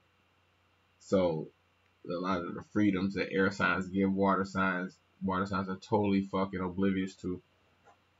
They don't understand this. You know what I'm saying? So that teaches air signs patience, and a lot of air signs need to learn patience. It's just the way that you're learning it is frustrating. At the same time, dealing with a fire signs will push an air sign to greater heights that a water sign typically can't, because there's a little bit more freedom with the fire sign. If the if the air sign person's not acting like a little bitch, because sometimes the air people act like little bitches and shit, like get caught up on principality and shit like that. That fire signs get frustrated with, because like a lot of air signs who don't have no charisma, or they don't know how to take a joke, or they don't know how to like they be kind of caught up in the law of things more so than the people of things. You know, so you got them type of air signs. So like, you know what I'm saying? If they not like that and they get with a fire sign and they can embrace laughter, then yeah, then they will be able to propel to a lot. The fire sign will take them to a lot of heights. But the thing about that is that, you know, they kind of miss out on that inner growth fucking with fire signs. You know what I'm saying? That's the thing about air signs. When you fuck with fire signs, is you spend so much time trying to impress them and keep that fire burning that you miss out on your own inner structure. So, you know, ultimately, I would suggest to date a fire sign if you want to be happier. But if you want to, if you want them air signs and want to learn a lot of life lessons and become a long-term solid person, then go with a water sign.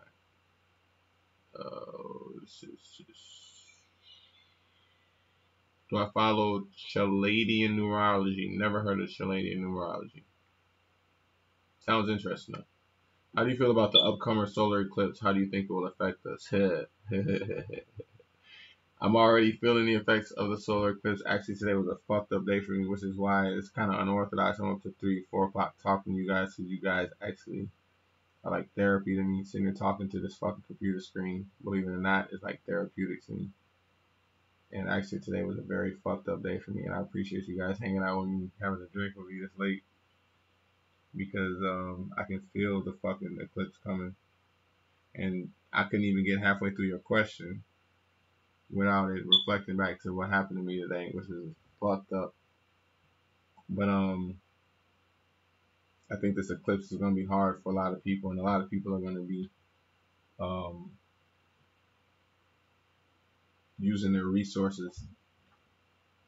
And I think over the next couple of days, it is very important that we as people make deposits into people's emotional bank accounts, because you're gonna need it. It's a very dark time coming, and people are gonna make choices to be dark. It's not like it's gonna be osmosis. So many people watching this video are already making decisions to choose darkness over light, and to be, you know, like how when Donald Trump won the election, like that was a perfect example. Like the solar eclipse was like people choosing to make dark decisions to get ahead. And this is what's gonna happen. This is what's happening now, is that people are gonna relate to the darkness. People are gonna choose dark over light. And it's already happening. And you're gonna need to be able to depend on your resources. And that's why it's a good idea right now just to call up some of your resources and start cracking some jokes, or like not the robotic social media shit, just sending them videos and shit like that. Like, no, you should really get on the phone and call up call your mom, call your dad, call your fucking best friend, call your cousin, call the people who really got your back.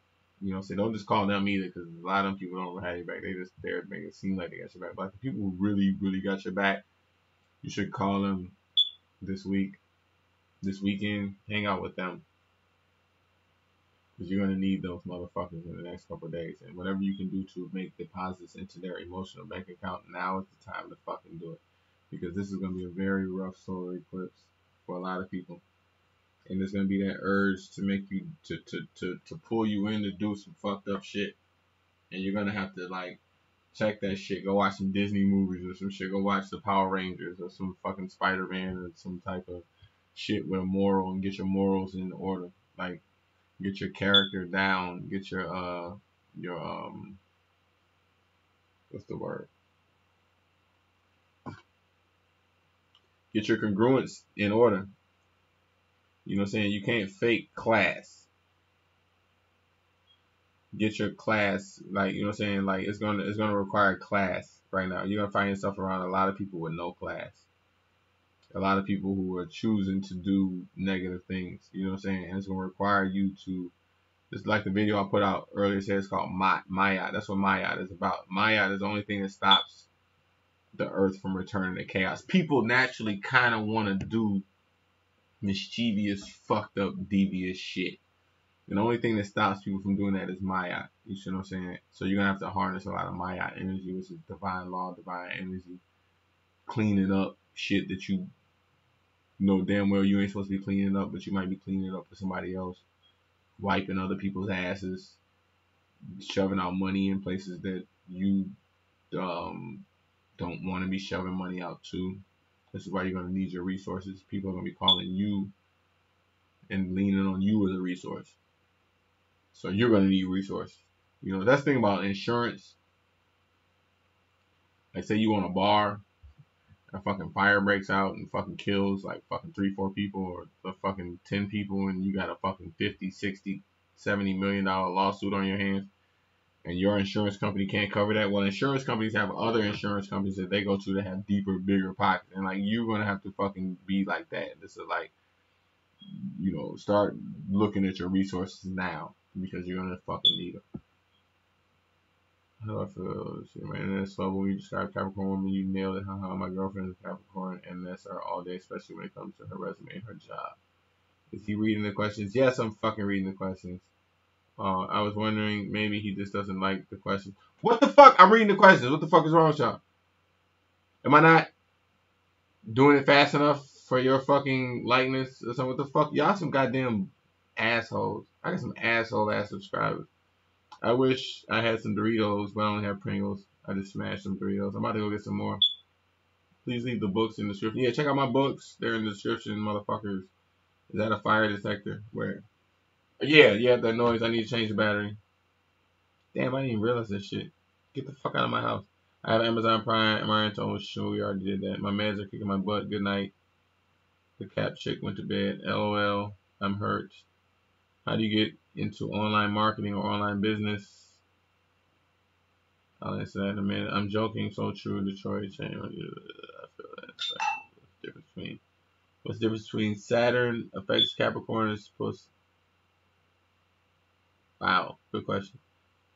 I was no lie recently. A Pisces showed me even darker, and it changed me for real. Good vibes only. Like Jay-Z said, you can only school, but you can't buy class benevolence. User, okay, great answer. This is about Aries personality. Okay, let me try to get through this shit quick. No, that's not the first question. How do I get into online marketing, online business?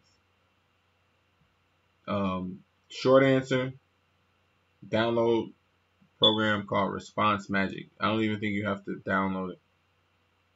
Just get in tune with Response Magic and get really good at using the program Response Magic. It's another program called Mass Text Personalizer. And the real concept of what you're trying to do is make lists. The guy who made Secret of Ages, what's that shit called? What's the guy's name? I think it's Robert Collier or something like that. Was Secrets of the Ages. Robert Collier. He has a book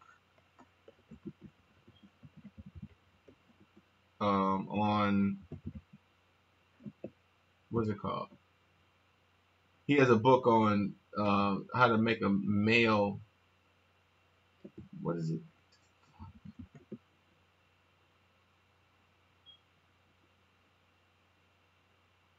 The letter book. The guy Robert Collier. Look into some of his books. There's a copywriting course. A lot of his books are old as fuck. They are kind of outdated, but the truth is still the fucking same to this day. Is that he has a book on how to basically make lists, which is why I told you about Response Magic and also secret language to birthdays, because the main thing about any business nowadays in today's age is getting a list. You know what I'm saying? And being able to contact that list. Also, too, you also want to look at drop shipping, which is like finding items on like eBay or Amazon or fucking like finding items on eBay and selling them on Amazon, or finding items on Amazon and selling them on eBay, and you're like the middleman and you just upcharging like 10, 20, 30, 40% or whatever it is, depending on whatever the item is, because new items that come out all the time. where the prices go up and down, especially like you look at like Christmas time, like you fucking look at Tickle Me Elmo. You know what I'm saying? Like say for example, you was around Tickle Me Elmo, the internet was around back then. Like say, you know what I'm saying? They were selling fucking Tickle Me Elmo was a fucking $10, $20 doll. They were selling this shit for like $200, $300. You know what I'm saying? Well, if you happen to find a place online that were selling them for say 50, $100, well, you were going eBay and just list the shit for $200, $300, or go on Amazon and list it for $200, $300. You're getting it for 100. You're selling it for 200 or 300 or whatever, you know. And bam. So the key is to finding items like that where in the stock market they call it volatility, which means like the price is going way up and the price is going way the fuck down, or like certain items on clearance. Like you might walk into Walmart and see a clearance rack, not knowing that like some of the items on that clearance rack that's selling for fucking $4 or $3. Well, you list that same item on eBay, somebody in Australia or somebody in fucking, you know, overseas somewhere who can't get access to these items, you know, they can't order from Walmart because Walmart might not ship to where the fuck they are, but you got eBay that can buy it off you off your Amazon link or your eBay link. And it's just, that's just kind of how the internet works. Like you thinking, okay, well, because I overpriced this or because somebody can get it on this site that they're not going to buy it from me. It's crazy. It doesn't work like that at all. Like I've sold items on Amazon triple the amount of what the fuck I was getting from. Now I'm not going to tell you what sites, you know what I'm saying, that I was using. You see what I'm saying? That's up to you. You gotta go find, like I found items that like, you know, once you find a hot item and you list it on Amazon or eBay and you just keep fucking selling it and you're doubling, tripling your money off that item over and over, that's the name of the game really, is just finding a good item that you can double or triple your money on. That's called drop shipping. So you can Google that, you can look it up. There's a lot of different people who have different theories on drop shipping. I've studied drop shipping for about 4 years before I found two really good items that I was selling. Also, too, you can always I've sold shit off of Craigslist, like digital items. Like there's a website called ClickBank, and a lot of the practicality of ClickBank is like selling digital items. So like ebooks or fucking certain websites that you gotta subscribe to, shit like that, like subscription websites. You know, you get a commission off of these, you know, if you sell it. So like you just list the ad on Craigslist or you list the ad on Facebook, Twitter, you know, depending on where you list the ad, you might find people who could, you know, who buy into the items that they sell on ClickBank. So you can sign up for ClickBank and sell other people's items, and get a commission like that. But the theory in that is the same, in that like you can have your own item. You know what I'm saying? Like you might download, um, like I've downloaded MAME. I don't know if people know what MAME is. MAME is like video game shit you can download for free on fucking on, like you go on YouTube and type in MAME, download. You can download a lot of like these free video games and shit like that, like Pac-Man, Super Mario, Sonic the Hedgehog. Like they got MAME packages. It's like arcade games. You can download them for free. You see what I'm saying? And I've sold that shit on Craigslist just to like people locally. Like once I develop the ad, like a real good ad, and I'll just keep posting it. Every now and then somebody will just find it and buy it. You know what I'm saying? But it's a lot of digital items like that that you can get. Like you might find,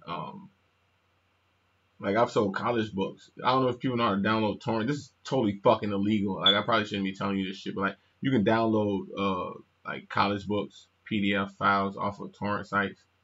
And like you live in like a college area, you can sell the books to like people. Like I mean, this is an old school technique because a lot of people know how to download torrents now. But like every now and then you do know how you run into a fucking noob or like a parent who don't know how to download torrent books, and they'll fucking, like, depending on how you write your ad on Craigslist or locally or wherever you write your ad, you know, people will fucking come find you to download college books or download movies or download programs. You know what I'm saying? If you know how to do that shit.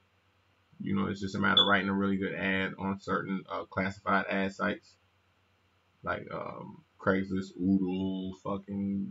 Uh, you can. I got a list of like 47 different classified sites that I've. You know, so you can look up different classified sites to see where to post your ads. You know what I'm saying? And you write good ads and you sell all type of digital shit. Like, you know what I'm saying? Shit that you download that people don't know how to download, you can sell that shit for free. Like I used to sell fucking movies. I used to sell porn right off of fucking Let Go and Offer Up and Craigslist. I used to fucking download porn and sell that shit to people who didn't know how to fucking download like real titles. So like when you pop the DVD in and the menu came up and like it was like the real fucking disc. I used to download that shit right off of Pirate Bay and make listings right on fucking Let Go, Offer Up, and Craigslist, and people buy that shit left and right. You know, I used to do shit like that. Was how I really got started. Cause then I started selling books. Like I was going to thrift stores and buy books for like fucking 25 cents or 30 cents, and find out that they were worth like fucking 10, 15, 20 bucks on fucking Amazon. You know what I'm saying? That's what initially got me started, you know, selling shit online. And then that led me to understand what drop shipping was, and then finding digital products like on ClickBank and selling that shit, you know. So I don't know. I that's enough information on that shit. You can look up to lead yourself. That's a lot of, I just gave you a lot of free fucking information. What the fuck else you got here? Online marketing. Different ways Saturn affects Aquarius opposed to Capricorn.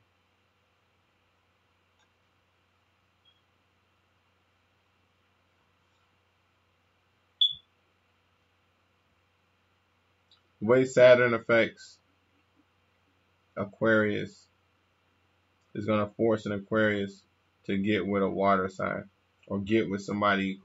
They're going to allow somebody to have a power dynamic over them, even though they're Aquarius. Even though Aquarius are real big on freedom, they still, if they have a Saturn in them, they still will allow somebody to like not tie them down, but they will give somebody the opportunity to reason with them why they should slow down, basically. Like, you know what I'm saying? Like, this thing about Aquarius, like a lot of times they know they need to slow down, but they just need to meet the right person that's going to explain it to them in a way that they need to hear it. So if they have a high Saturn influence, they will allow somebody to explain to them why their freedom should be limited.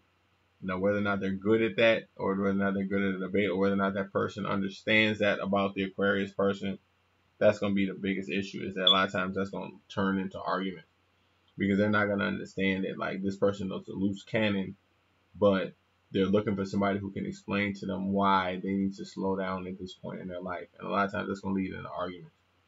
So, but the Saturn influence will allow the Aquarius person to at least find somebody that will give them higher understandings of why they need to slow down. The Capricorn, Saturn affects the Capricorn a lot more. It's gonna make them a lot more rigid, because like Capricorns are already fucking kind of under Saturn influence already, like the way they already kind of disciplined and the way they kind of move and do things. You know what I'm saying? So like, I think Saturn and Capricorn make them real, just like nitpicky in a way that like they kind of over criticize everything, and then like you never be able to do anything right, and then like no matter what you do, they're gonna find something wrong in what you do. You know what I'm saying? And not just you, but themselves. Like they're not gonna tell themselves that they're doing a good job. They're gonna be really hard on themselves. So because they're being hard on themselves, they're gonna be hard on everybody else. But they're not gonna understand. People around them are not gonna understand that this is just how they operate in order to keep themselves at their highest level of professionalism. You know what I'm saying? This is Capricorn with Saturn energy, so like they're gonna be on point. You know what I'm saying? But that comes with along with being a dick a little bit. Like, you know what I'm saying? So it's gonna kind of come off like that. So I hope that answers your question. Let me see. How do you feel about Aries personality? Aries, I think Aries women are like men stuck in a female body. I think Aries men are like fucking fools, but fools in a earthly standpoint, in that like, you know, fools are leaders of great men a lot of times. You know what I'm saying? Like, to other men, Aries are great, but like to the gods, Aries are like the fools. It's like the puppets. It's like the motherfucker that you like when you watch a funny video, and you know, like you watch America's Funniest Home Videos, where there's a reason you're cutting that shit on. Why? Because you want to see people do dumb shit. You want to see people fall over. You want to see people fuck their head up. Like, this is kind of how Aries are. It's like, you watch this movie, you're gonna get your money's worth. To the gods, like if you understand astrology, you know what I'm saying. If you understand the nature of my channel, you can look at an Aries person and say, okay, well, this is gonna be a good show. You know, take a lot of risks. The Aries women are you gotta appreciate the thought in them. I guess that's kind of fucked up to say, but like you gotta appreciate like the ratchetness of an Aries woman. Me as an Aquarius, I've learned to like when you're dealing with Aries, I've learned to expect the unexpected. And the more you can appreciate the unexpected, especially like me as an Aquarius, ruled by Uranus, it's like unexpected. The more you can appreciate the unexpected and kind of laugh at it and chuckle at it, the more you'll appreciate an Aries personality in your life. Because if you don't know that they're Aries, or if you don't know that this is what they own, yeah, that's gonna be some frustrating shit. But me as an Aquarius, understanding Aries energy, I've learned to appreciate the fact that you can say pretty much anything to them and get away with it. You can fucking uh, do anything to them basically because you know they with the shit. You know what I'm saying? So like I've learned to just push the ball with them and just keep it laughing and without being a fucking asshole. But you know, I've pushed the ball with them a lot and learned that you know they make good friends and that you know you can talk shit, have drink with them and it's cool. You know what I'm saying? To me as an Aquarius is a totally foreign concept. So you know I like Aries energy to just know there's a part of me never even thought you can get away with that shit. This shit that you can say to Aries people and get away with it. You know what I'm saying? It's all just in good fun and shit talking. Like you know what I'm saying? I didn't even know that you could do this. You know what I'm saying? So um, that's one thing I learned to appreciate about Aries. Do I think a Cancer woman and a Leo man can make it work?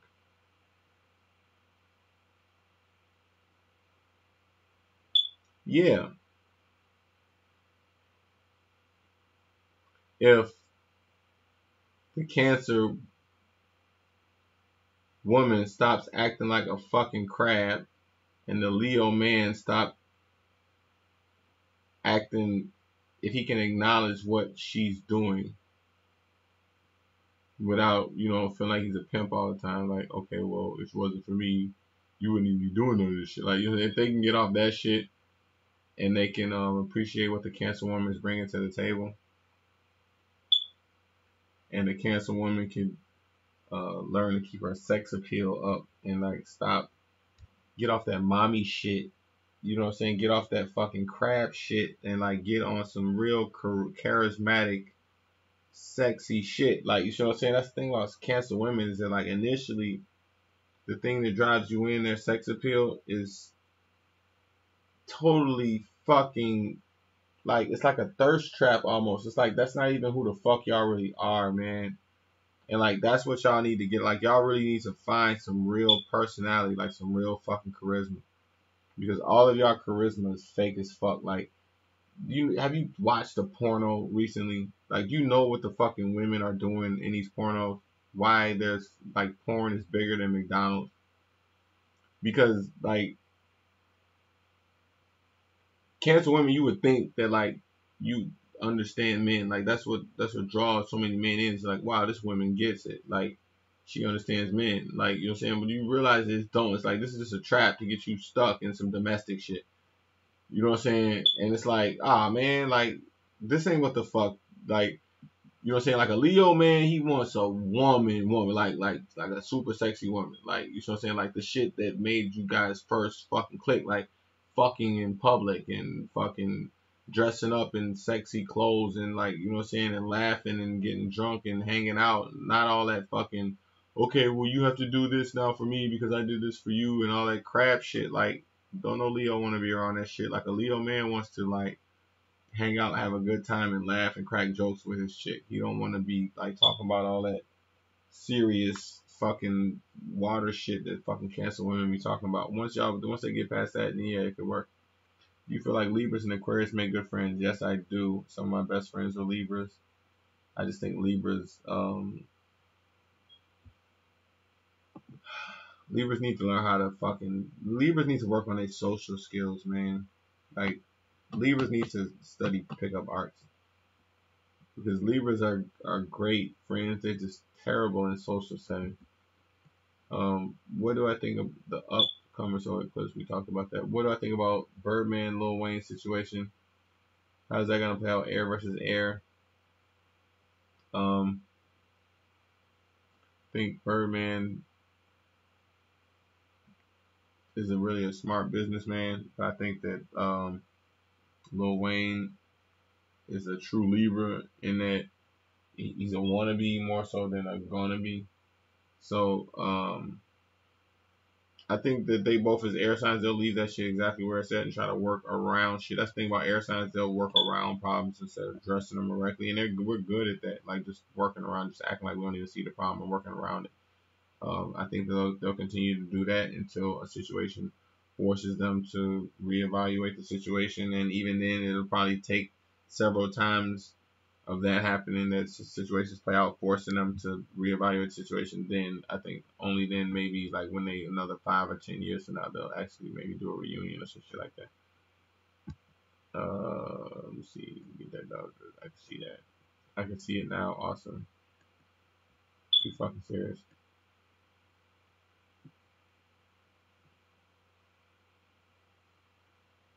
These are all the questions you guys came up with. You guys suck.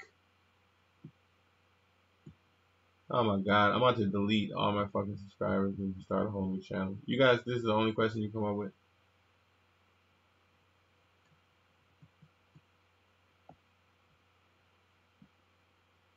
I got Aquarian parents as a Virgo. Can Aquarians learn anything from Virgos? I've got Aquarian parents as a Virgo. You're a Virgo? And you have Aquarian parents as a Virgo. What can Aquarians learn from Virgos?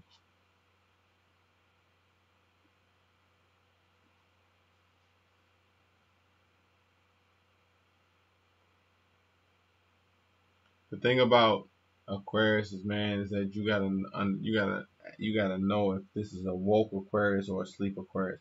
There's nothing more fucked up than a sleep ass Aquarius, like an Aquarius who don't know this, like who don't know the signs, who ain't done the inner work. That is like that's a fucked up shit. So like first of all, you gotta know like, okay, are my parents woke or not? Like, are you doing more inner work than them? If you are, that's gonna be a fucking problem because it's very difficult for Aquariuses to take in new information unless it's like proven. Like it's hard to get an Aquarius to sit down and like look at new information unless it's like already fucking like fact. Like it has to be fucking fact. So if you're a Virgo and you have Aquarius parents, the best thing you could do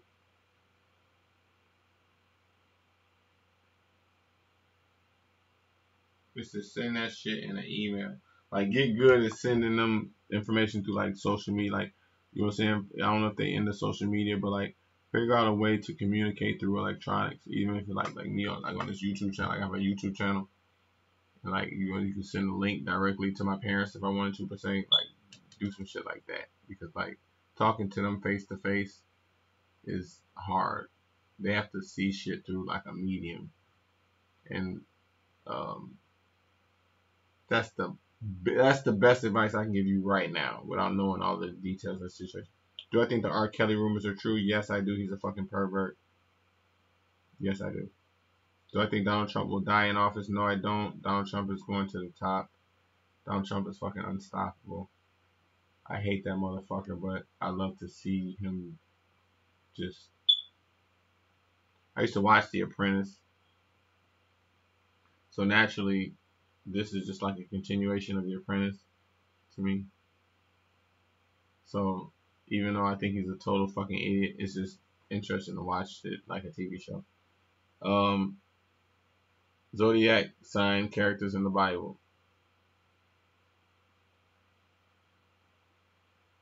I think Mary was a fucking Virgo. I think Jesus was a Pisces. I think Jesus was an Aries.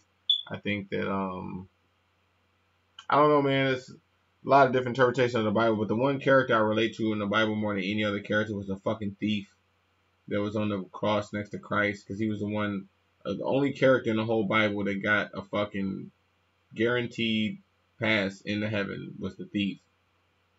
on the fucking cross next to Christ. And Christ looked right at him in the face and said, "Today you will be with me in paradise." Nobody else in the whole fucking Bible got that guarantee but the thief. So I think that dude was an Aquarius.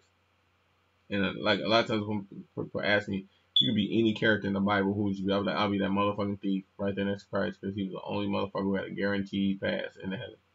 So yeah, I definitely think the thief was an Aquarius. What sign is King Solomon, for example? I would think King Solomon was a Taurus. Do I think the stock? What do I think of the stock? Do I think the stock market will crash? No, I do not think the stock market will crash. Stock market is going up. Actually, I'm investing in SPY. If you want to know a stock to buy SPY. SPY. That is literally the index of the entire S&P. You also short Snapchat. Snapchat stock just keep going down, down, down, down. You can sell puts on Snapchat. Buy puts on Snapchat. You'll be fucking rich if you just let it sit. Also SPY. And no, the stock market is not going to crash anytime soon. What do I think is going on with Usher? Usher, I think they say he had herpes and gave that shit to a chick or some shit like that, if I'm not mistaken. I feel sorry for Usher. A lot of times. I used to be a huge fan of Usher and he fucked up. I used to be a huge fan of Usher, man. It's fucked up. Another stock you can get is Phil. PHIL. Look at that stock. That stock is fucking retarded. What's going on with that stock right now? It's a penny stock. And this shit shot up over 150% within the past 2 days. It's fucking retarded. Let's see. I got a Taurus sister, parents. I'm a Pisces. My parents are boring as fuck. How can I make them more fun? It's so secretive. I got a Taurus sister and parents. And I'm a Pisces. Boring as fuck. How can I make them more fun? It's so secretive. Ugh. That's rough. Taurus sister and parents?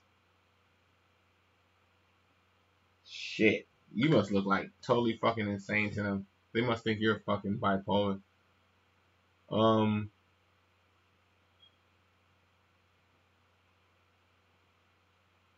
The things that are fun to them aren't fun to you. You see what I'm saying? You gotta put them in an environment that's fun. Learn about investing, learn about go on Eventbrite, right? And look up just events about investing or events about like real estate and shit like that. They got these things on Eventbrite. A lot of times they're just free events. And sometimes just going to the event, even though you might not be interested at all, but just the fact that you took them after the fact, maybe you can go get something to eat and hang out and talk, and it might like lead to the type of conversations that you're looking for. Because I know that you're not trying to sit around and talk about real estate and investing and things like that per se, but this is the dynamic of where they are with resume, job, career, stuff like that. So like, get good at understanding what they're interested in, and that's gonna create that inner child in them, and then you'll be there to help nurture that. But you're not gonna get the results you're looking for unless you go into their inner child, and then you're the perfect person to help nurture that energy if you can get them in that frame. Like, you know what I'm saying? Worry about setting the stage, the proper stage to get them to open up that inner child where you can bring it out and nurture it. Watching Donald Trump isn't like watching wrestling. That is true. That's the secret is. Can you astrologically see domestic violence? Yes, I can. I would say Cancers are more prone to domestic violence. Water signs are more prone to domestic violence. I also think Aquarius and Sagittarius are prone to domestic violence. Aquarius, me as an Aquarius, growing up, I grew up in a household where my father was abusive, not only to us, but my mom as well. And the principles, he was real good at making it understood why he was being the way he was. And a lot of me as an Aquarius picked up on a lot of the things that my father, the principles that he used to stand on. So like a lot of times when I found myself, when it played out in situations with myself, I found myself having to resist going to the threshold of what my father went through, and then like I had a reference point. That's the thing about Aquarius. Like with me as an Aquarius, like once I get a reference point, I can time travel and see like, okay, hold on, this is the road my dad went down. I'm not gonna go down this road. So I was able to see that I was prone toward domestic violence, and I had to like check myself. And I could see how an Aquarius who doesn't do the inner work could be prone toward, you know, especially if you're a water sign, you'd be definitely prone toward domestic violence. I also see Sagittarius prone toward this as well because um, just how relentless and ruthless they are in relationships. You know what I'm saying? But at the same time, I think that I could see a Sagittarius spouse could be so scared of their Sagittarius mate that it won't get to domestic violence. So like, you know, it depends on how you look at it. And I also kind of see a Taurus man possibly reaching that point of domestic violence. They got rage. Like Taurus men have rage in them. So yeah, I can see that. By Snow. Snow, I stopped looking at Snow. I used to look at Snow back in the I haven't even brought up their chart in fucking, I want to say years. Shit. Let's see. I'll check that out. Have you ever encountered any persons with evolved placements? Leo Sun, Taurus Moon. I'm not sure I understand your question, but I think what you're saying, have they evolved?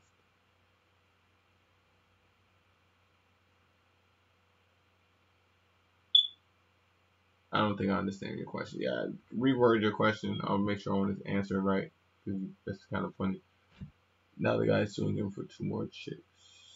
You read my mind. Moses zodiac sign. Moses zodiac sign. I would probably go with Pisces. Um, only because first of all the splitting of the Red Sea. Um, how he was a Egyptian priest, but also a Hebrew. He was master of both, and then how a lot of Pisces go through that, you know, go through life thinking that life is one way, then they get to a point where God speaks to them and they totally drop everything and go in that direction. I can definitely see that as some Moses would be also to him being brought to his adopted mother, but you know, through the water and stuff like that. I definitely could see Moses definitely as a Pisces, possibly a Cancer. You read my mind. I was just about to ask Penny Talk still. Yes. You mean Sagittarius man, right? Yes, Sagittarius man prone to domestic violence. What does Pluto conjunct Chiron mean? I have this in Sagittarius in second house. Pluto. I know what Pluto means. I know what Chiron means. I don't know what conjunct means. That's kind of worded funny. I'm not sure if I understand what you're saying. Um, could you rephrase your question? I'm not sure I understand it right. Um,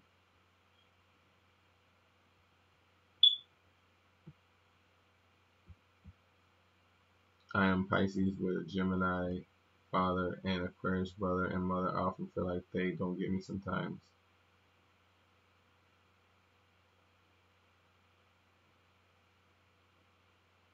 Well, you're water, Pisces, deep water surrounded by nothing but air. So,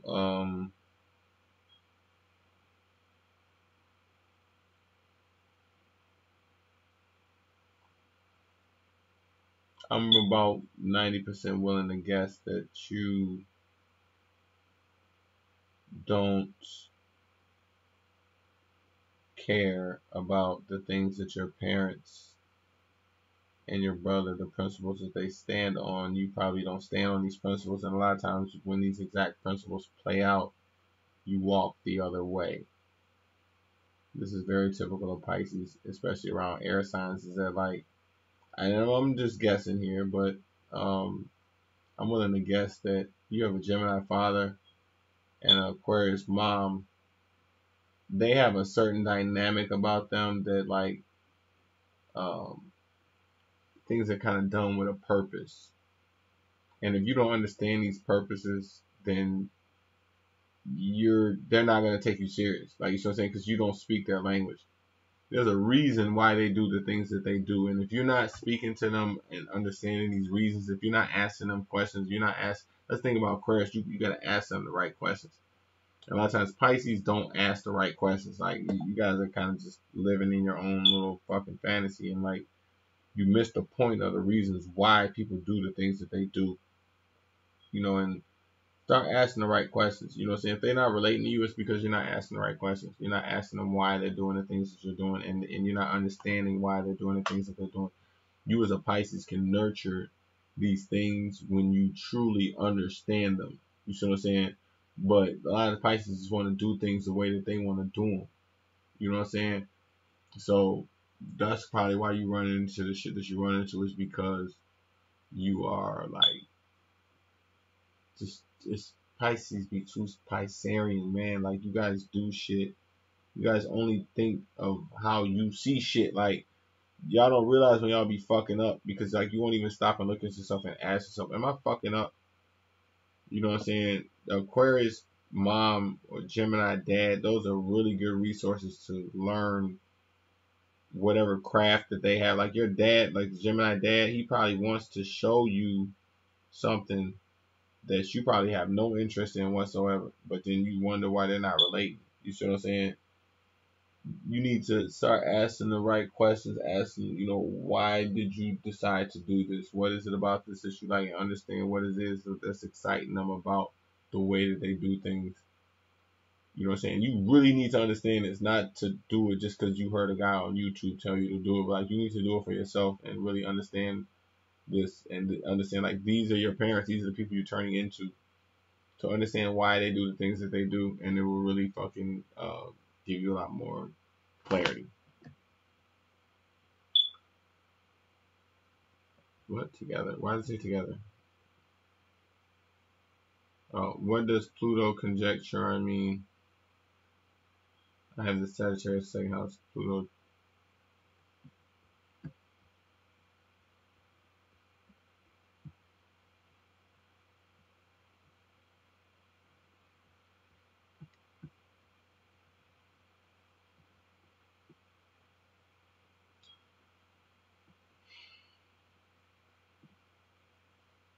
If you have a Pluto Sagittarius, what is your sun sign? What's your sun sign? Jada B. Tax collector will be Gemini. Pisces live in another world. Pisces don't care to ask. It's true. Pisces don't care to ask.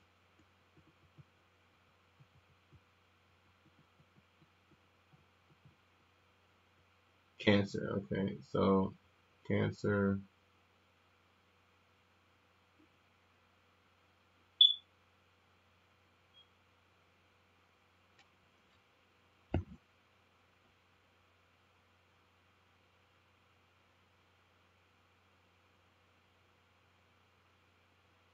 Wow.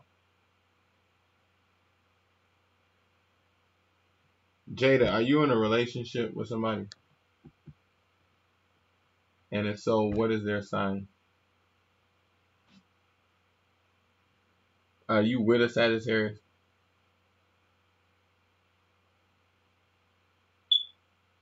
Cancer Sun, Aries Moon, Libra Rising. Is that you or your partner? Pisces have enemies, which they need to hold and never ignore. My aunt is a Pisces, she always talks. Nope, but are you a what's your partner's sign? What's your partner's sign, if you have one? Have you ever met anyone with almost all their planets exalted in their astrology sign? Moon in Taurus, Saturn Libra.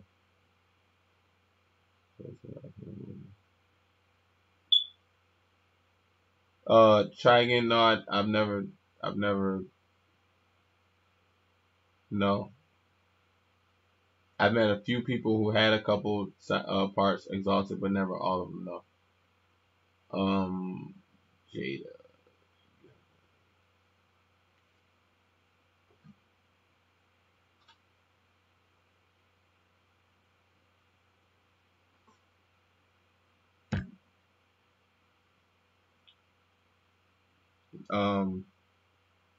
Damn, Jada. It's from what I get from Manuel. This is just a quick interpretation.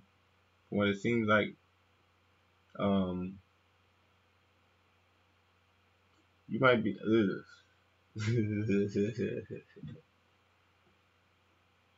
Damn, you might be a little boring to your partner, and you're fighting exactly what he's asking you to do, which is like loosen up. I'm guessing. I'm just guessing here, but it seems like you need to loosen up a little bit. But you're fighting it, and I'm guessing maybe something maybe happened to you in the past that I don't know. Maybe you got a lot of Saturn in your. I don't know. I don't know. Like I'm just guessing, but like something about your what you're telling me is telling me that you're resisting loosening up, and that you take yourself a little too serious. You take your relationship a little too serious, and you sit like my friend posted. You're sitting a little too close to the TV, and you might want to back up a little bit because um you they give you a Leo. Nine times if people who have Leo spouses deserve a Leo spouse because they're trying to teach you to lighten up. And you probably need to lighten up. And I'm guessing the reason that you are not lightening up is I don't know, it's just the way maybe the way you see things, the way you were brought up, or the way that your mom taught you how a relationship is supposed to go. And like you're literally like trying to force this to look that way. But fate is pushing you to learn a bigger picture that you're not grasping, and it like he's telling you, uh, loosen up. Like why are you always like this? But you're not listening because you got that Pluto Sagittarius pulling. I can see that shit. It's like you need to take your Leo man to the strip club, or you need to like sit down and watch some porn with him, or you need to have a drink with him, or have a smoke with him, or whatever the fuck it is. And like you need to like shut the fuck up and like just chill the fuck out because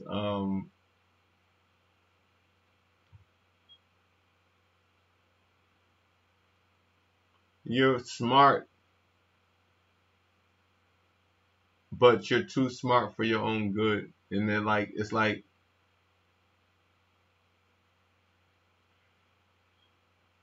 we got a thing in Hood X lit called the Chris Lighty avatar. Chris Lighty avatar is like basically so everything you doing to avoid a situation subconsciously, all of your actions led you directly to that. It's like Back to the Future type shit. Like you know what I'm saying? Like you be like, okay, well, if you learned exactly how you were gonna die, you would naturally try to avoid everything that's gonna put you in that situation. But somehow everything you did to avoid that situation put you exactly in the situation what got you killed type shit. It's like Twilight Zone type shit. Like you know what I'm saying? This is what we call Chris Lighty. And like this is kind of what you're doing with your relationship. It's like everything you doing to try to prevent what that image is, you that fucked up movie you see in the back of your head is exactly what's leading you to that direction. Like I don't want my man to cheat on me. But everything that you're doing is leading him to fucking cheat on you type shit. Like you feel what I'm saying? You need to like have a drink or a smoke or some shit and just chill out and understand that you're part of a bigger synchronicity of things. You know what I'm saying? And that you don't have control over everything. And that life is not a Greek tragedy. And that like the Leo guy that you're with, he probably is full of himself. He's probably fucking arrogant, full of shit. And you probably do see all of the flaws in him, but you still chose this motherfucker. So like you as a Cancer more than anything should understand that like love is blind to a certain extent. You know what I'm saying? So um, you're gonna have to like let go a lot of that shit you got in you, But whatever. Yeah, unconsciously.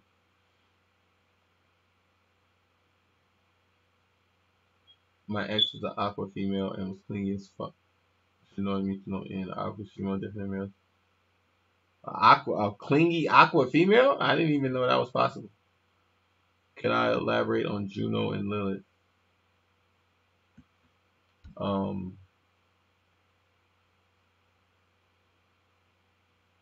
well, let's see. Lilith hour was usually Lilith hour kicks in about 2 o'clock in the morning, 1 o'clock, 2 o'clock, 3 o'clock in the morning. Lilith hour. Guys want to like leaving the club when women are walking around half naked at 1 o'clock, 2 o'clock, 3 o'clock in the morning, trying to get to their car and go home. And guys are trying to fuck these women. There's a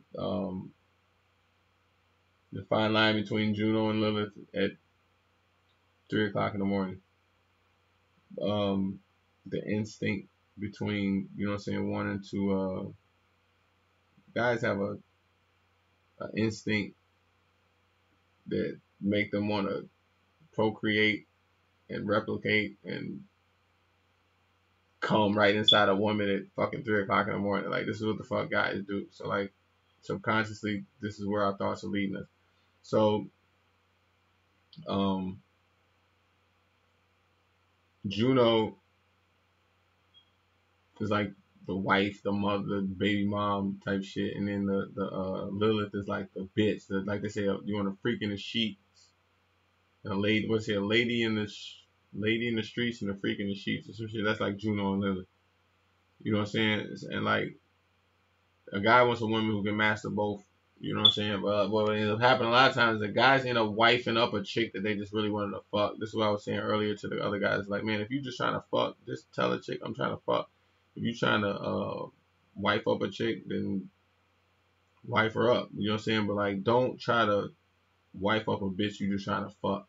And this is exactly where the difference between Juno and Lilith is that like a lot of guys get caught in between that, and they're like your instinct tell you, look, I'm trying to fuck this bitch, but you end up till fucking 3 o'clock, 4 o'clock in the morning, sitting there talking to her, listening to her, laughing at her jokes, trying to think that like that's gonna get you in there to fuck. It's like, no, this bitch sees what the fuck you're trying to do. You could probably just came out and told this bitch you want to fuck, and like you probably could have fucked, or she told you I'm not gonna fuck, and it would have been over with there. But like, you don't want to get a long term distraction. You know what I'm saying? Like women can be a little bit more uh forthcoming too in that like you girls see what guys are doing, but they string them along and fucking, you know what I'm saying?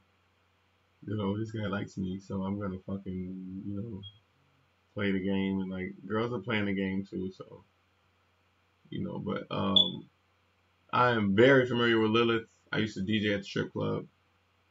I'm very familiar with Lilith energy. I used to see what the fuck he used to do to guys. I know that bitch. I know Lilith.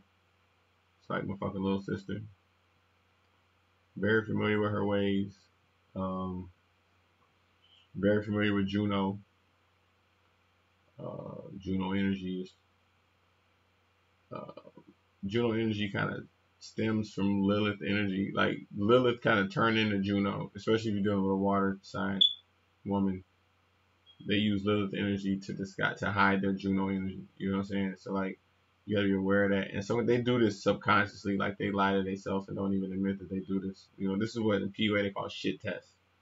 Like when you're at a bar and a woman's asking you, so what do you do for a living? What kind of car do you drive? You know, so how much money do you make? Or can you buy me a drink? Or can you buy my friend a drink? And shit like that. Like this is like the testing ground, like to see like, okay, well, are you real? You know what I'm saying? You try to fuck, you try to like, you should like girls play on this. So there's a fine, like I say, there's a fine line between Lilith and Juno. You know, depending on what time of the day it is. When you did the video why I hate Sagittarius, I didn't get to the Virgo drinks the Kool-Aid times reference. Virgos drink the Kool-Aid, meaning saying that like Virgos are prone to believe the brand of human because like Virgos are kind of like caught up in the style of human being. And when you're dealing with Sagittarius, that's like literally exactly what you're dealing with, like the style of human being, like branding a person. Like I said, James Bond is a brand of human. Or like Jay-Z is like a brand of human. Frank Sinatra is a brand of human. DMX is a brand of human being. Like they're branding themselves. So a Virgo is going to be more prone to that type of brand. They're going to get caught up in that hype of the branding. You know what I'm saying? A little bit more than any other sign because it's like larger than life. So they're going to drink the Kool-Aid. Basically like Tom Dorsey said about Frank Sinatra. He said, man, he's the most interesting man in the world. Just don't stick your hand in the cage. Well, a Virgo is a motherfucker that's gonna stick their hand in the cage first because like they're gonna be mesmerized by this larger than life personality. That's what I was saying about drinking the Kool-Aid. Oh, like she has a wall up. I'm Taurus, 8th house. I'm really reserved. Try again. I think Jim Jones up tight. Live a little. Jim Jones drunk Kool-Aid and kill themselves. Unsaid subconscious. Have a theory that Pisces is the final incarnation of a person. They're deemed to come back to the third dimension. She might choose the third dimension. Yeah, I doubted that too. She was affectionate. What about Sagittarius with the moon in Leo? That's true arrogance. And who I thought of in your Why Hate Say video when you say they turn everything around and blame you. The thing about arrogant people is they don't see themselves as arrogant. And that you when you dealing with one of the things I learned about Leos and Sagittarius is that it's a game, and that like you cannot take anything they do personally per se. You have to look at it like it's all part of the game. You know what I'm saying? Like what I was saying with Shaq, Shaq sucked at shooting free throw. So they used to hack his ass every time he used to get the ball when he charged the fucking rim. But Shaq, you can't get mad at you, Shaq, because they know, look, if we foul you, you're going to shoot the free throw, you're going to miss the shit, 'cause you suck at free throws. They know this.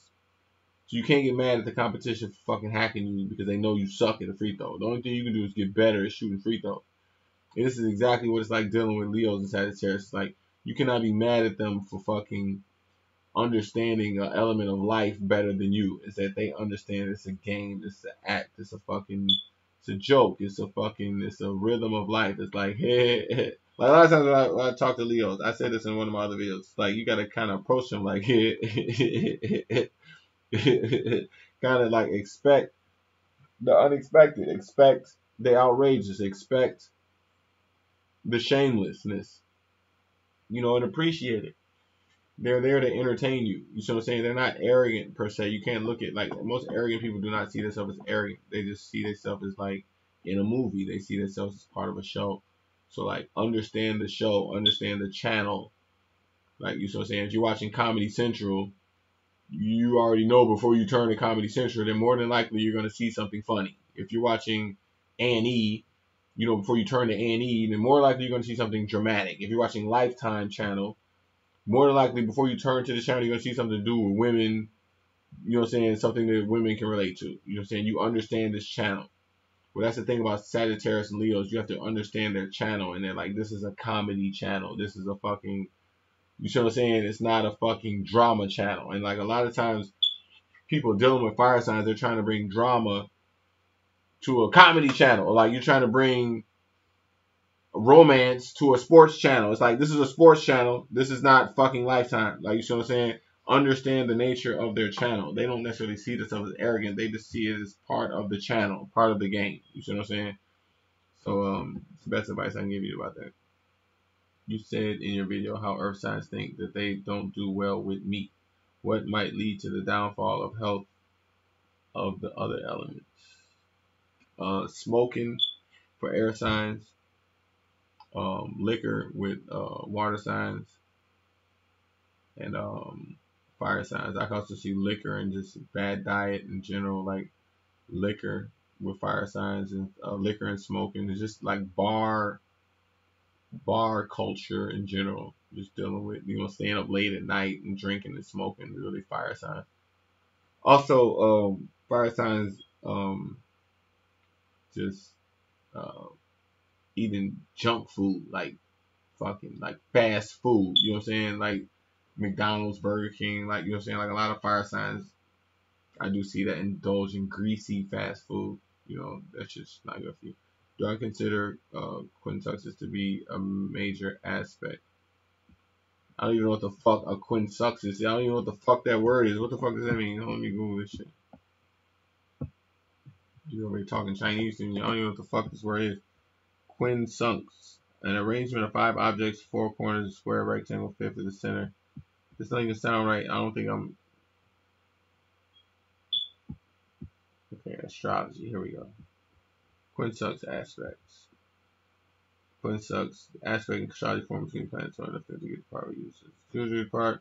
Question can be to 148 degrees so the planets of the quintets don't understand each other unless it's out of sync. The quintets, the signs, not assuming a different element, but they're also different modality. For example, take Leo Pisces. Leo is fixed fire, while Pisces is mutable water. It's difficult to see common ground between the signs. Some keywords describe quintessence are redirecting, challenging, require adjustment, diverting. When I found out all people with quintessence to compartmentalize two areas of life indicated presence well when expressed blah blah blah blah blah blah parents blah blah please turn left out nevertheless. Opportunities to find a balance there are I think I get it. A couple of examples when shed light some more the with Moon Venus quintessence. Our emotions Moon values love Venus are difficult to blend. We then feel the need to separate satisfying needs from our moon. This will play out in a variety of ways. Okay, I think I get it. So what's your question? You consider quintessence to be a major aspect? Yes, I consider quintessence to be a major aspect. As a matter of fact, I will give you a quick thing I was reading recently about Pluto and Libra. I believe I have Pluto and Libra. I come from that generation. And that the thing about Pluto and Libra is that it deals with kind of like percentages. There's a TV show called Hello Ladies. It's like literally the last episode of Hello Ladies. It was a movie. They did 10 episodes of Hello Ladies, and then the last one was a movie. Hello Ladies has a guy Stewart. It's the guy from The Office. I can't even think of his name. It's a tall, skinny, lanky English guy. Which he was on this TV show called Hello Ladies, and he was chasing models literally through the whole fucking show. And then at the end of the show, I don't want to spoil it, but basically at the end he realizes that he doesn't want to chase models anymore. And his friend who was a female, she was asking, she said, well, why don't you want to chase models anymore? He goes, because I had my mind caught up on like the perfect woman in my mind, and what I realized is that there's no woman that's gonna hit 100%. And like a lot of guys fantasize, especially people who have Pluto and Libra, fantasize about like this 100% spouse. Like they're gonna just be a perfect fucking spouse, 100% all the way across the board. So that's not practical. You see what I'm saying? So, man, that's what he said basically. He's like, you're not going to find somebody who's 100%. It's about percentages and knowing your percentage. Like, okay, I can deal with somebody who's 80% or 70% or 90%, meaning that, like, you know going into it that this person's going to have flaws and that you're not going to have that equal balance. There's going to be conflict. You know what I'm saying? But how much conflict are you willing to accept? You have to know your percentage before you even go into a relationship. You know, this is what he said. You know, and last thing about a lot of people who have Pluto and Libra is that we are willing to sacrifice somebody who's not 100%, and we're not aware that we're doing this. You know what I'm saying? Like people who are born in my generation, it's like, okay, Libras are about like the scales and balance, and like that's what Pluto is about, like life learned lessons and shit like that. So like the people around you, if they're not 100% balanced, you know what I'm saying, we're willing to cut them off. And like we live in this shit, and this is a part of our generation. Like now that we're living in, like people just cut people off. We got all the social media and shit out here, and like people are just cutting people off left and right because they're not 100%, you know, what I'm looking for. You see what I'm saying? So looking at what you're talking about with Quinn I can kind of see how, yes, that's a major aspect as far as like people are not aware of, you know, going into relationships are going to come with disagreements. This is what Republicans and fucking Democrats fucking totally disagree with each other, but still meet for breakfast every morning because it's understood. It's a bipartisanship. You know, the disagreements is fucking understood. Can I talk about the 29th degree? No, I cannot. I don't know what the fuck that is. What are your thoughts about the movie Get Out? I didn't watch that shit because dude who directed was a Pisces, and I was able to see the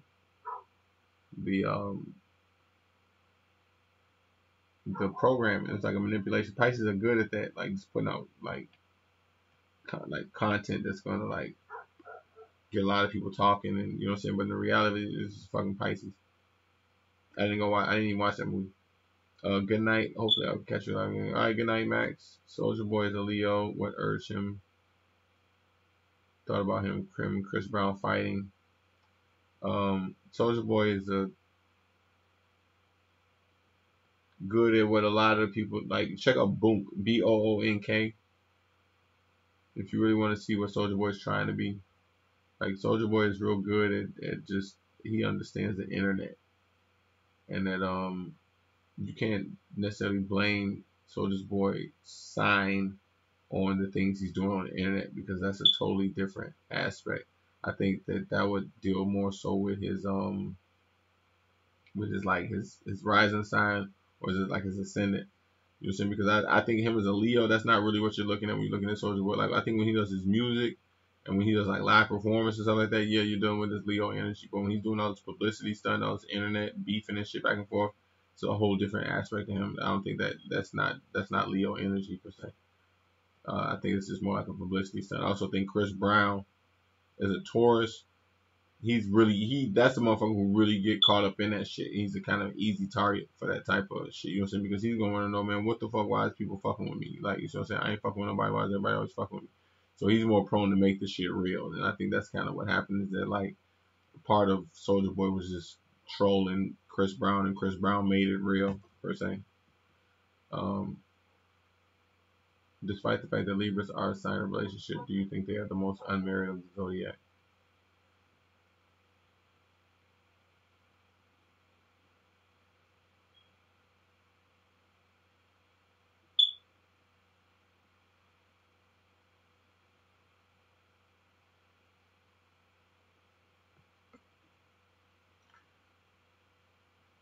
No, Libras are very romantic people. Is just that like they not stupid. You know what I'm saying? Like they gonna keep their options open. That's the thing about Leos is that like they do like the idea of having a spouse and being in love and shit like that. It's just that they're not stupid. They gonna because they know their value. You know what I'm saying? It's like kind of like Kim Kardashian. Like Kim Kardashian married I think like twice or three times. You know what I'm saying? Twice before she ended up getting with Kanye, and you know what I'm saying? Like she was willing to take to keep putting herself out there. You know what I'm saying? Because ultimately she wanted a spouse and be able to settle down and shit like that. You know what I'm saying? But at the same time, they're willing to walk away from something that's not working. You know what I'm saying? Because they want something that's hard to find. You know what I'm saying? Like somebody like a Libras are kind of crazy subconscious, especially sexual. You know, so they're into pornos and shit like that. And like you look at Kim Kardashian, like you can tell this bitch is a fucking freak, and like she's gonna need somebody who's a little crazier than something like Kanye, who's gonna keep that edge. You know what I'm saying? And keep them on the fringe of that wild sex and you know what I'm saying all that type of state. They need somebody who's like a character themselves. You know what I'm saying? So I don't think that they avoid marriage per se. I think that they just want to make sure that the person that they're with is um, a freak like them. What sign do I think are drained by others and need to isolate themselves to save themselves? I think Aquarius need to isolate themselves, just like me. Like I find myself isolating myself a lot because I am find myself drained by a lot of people. I also think that Tauruses get drained a lot. They need to isolate themselves. Um, uh,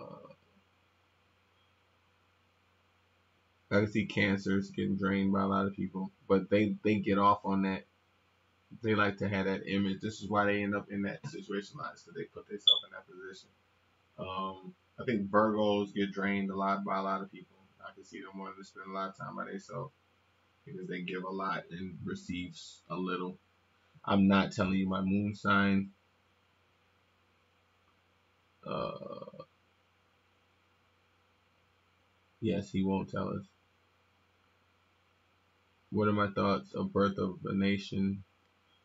Birth of a Nation. I saw the original Birth of a Nation. I did not see the remake. I thought it was like one of the first movies in America. There's a documentary out by this guy named Irritated Genie. It's called Entertainment Banging on the Poltergeist or some shit like that. What's it called? I think you should watch that because he addresses a lot of issues. Let me see. Irritated Genie Entertainment. Yeah, Fighting the Poltergeist. Check out a video by a guy named Irritated Genie called Entertainment Fighting the Poltergeist Part 1. And he deals with the real issues that Birth of a Nation was dealing with, which was really like the programming of the media is that like what I was talking about before about, the media, how the media forms your subconscious, and a lot of the things in that movie was carried true to this day as far as about the prejudices and how black people are portrayed in film, and how Jews, a lot of people we thought were white weren't even white. They're actually Jews portraying white culture, and like the culture and the black and white culture is actually manufactured and dictated by Jews who are not even part of this culture, but they're the ones that's subjugating it on us. Irritated Genie does a really good job of explaining that in that documentary. I just recommended you. I highly suggest you check it out. Okay, I think I'm about to. He's probably thoughts on China Black versus Rob. Okay, I'm gonna answer like one or two more questions, and I'm gonna cut up. I'm fucking tired. China Black versus Rob Kardashian. Rob Kardashian is a fucking Pisces. China Black was a Taurus, and I think Rob Kardashian did what a lot of Pisces do, which is overcompensate emotionally because he's insecure. But you cannot be insecure dealing with a Taurus woman, in that like this is a woman who needs a man, like a traditional, uh, stereotypical man type shit. You know what I'm saying?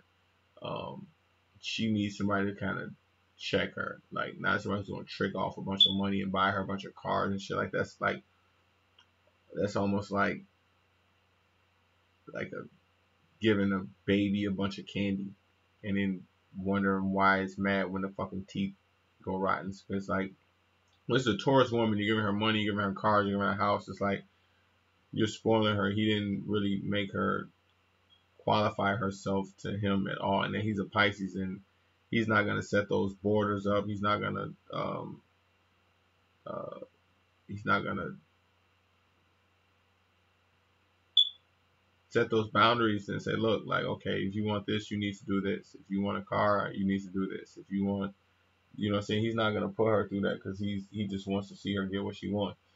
So and plus he wants the martyr role. He's thinking that this is what works, and like he don't know this is a Taurus woman, so she wants to get fucked like more than anything. Like all that money, all that car, all that other shit is cool. Like ultimately, like this bitch just wants some dick. You know what I'm saying? And like he didn't understand that. You know what I'm saying? He was trying to do the Pisces routine, and like they could have just been fucked for him, but for whatever reason he fell in love with it. So I wasn't surprised when I found out he was a Pisces. You know what I'm saying? He was doing all the extra shit. I was like, oh my god, like this fucking dude. He kind of made me embarrassed to be a man almost.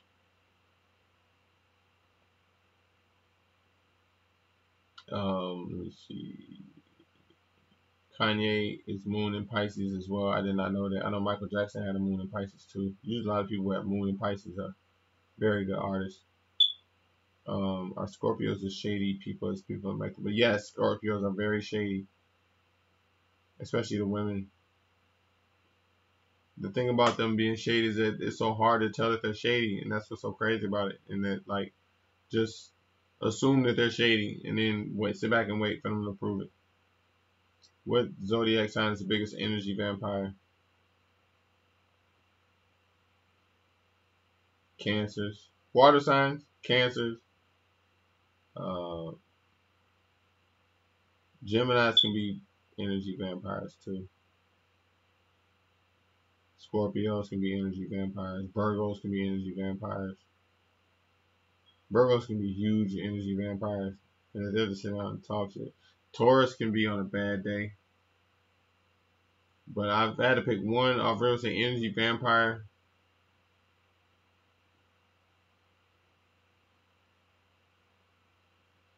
Cancers, then Scorpios. Let's see. The Illusion Prince has moon in Pisces. I did not know that. All right, motherfuckers. It is way too fucking late. It's like fucking 5 o'clock in the morning right now. I don't know what the fuck is wrong with you people. You cannot be this obsessed with astrology. I thought I was obsessed with astrology, so I met you fucking people. The fuck is wrong with you?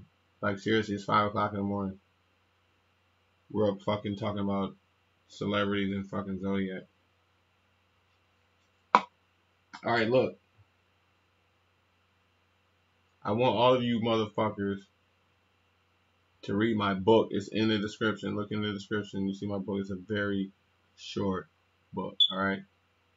But I want to do a video on my book and just talk about it. And I don't want to be sitting there talking to my computer. Yeah, nobody knows what the fuck I'm talking about. So please read the book. It's like really short. I don't want to fucking beg you motherfuckers. But please read the shit. But I am obsessed. See, I knew you were obsessed with fucking just. You know, they say Neptune is moving closer to the Earth. So this is why people are fucking obsessed with astrology right now and fucking like religion and even pornos. Like that's the shit now. Like you can like as educated as somebody is about spirituality nowadays.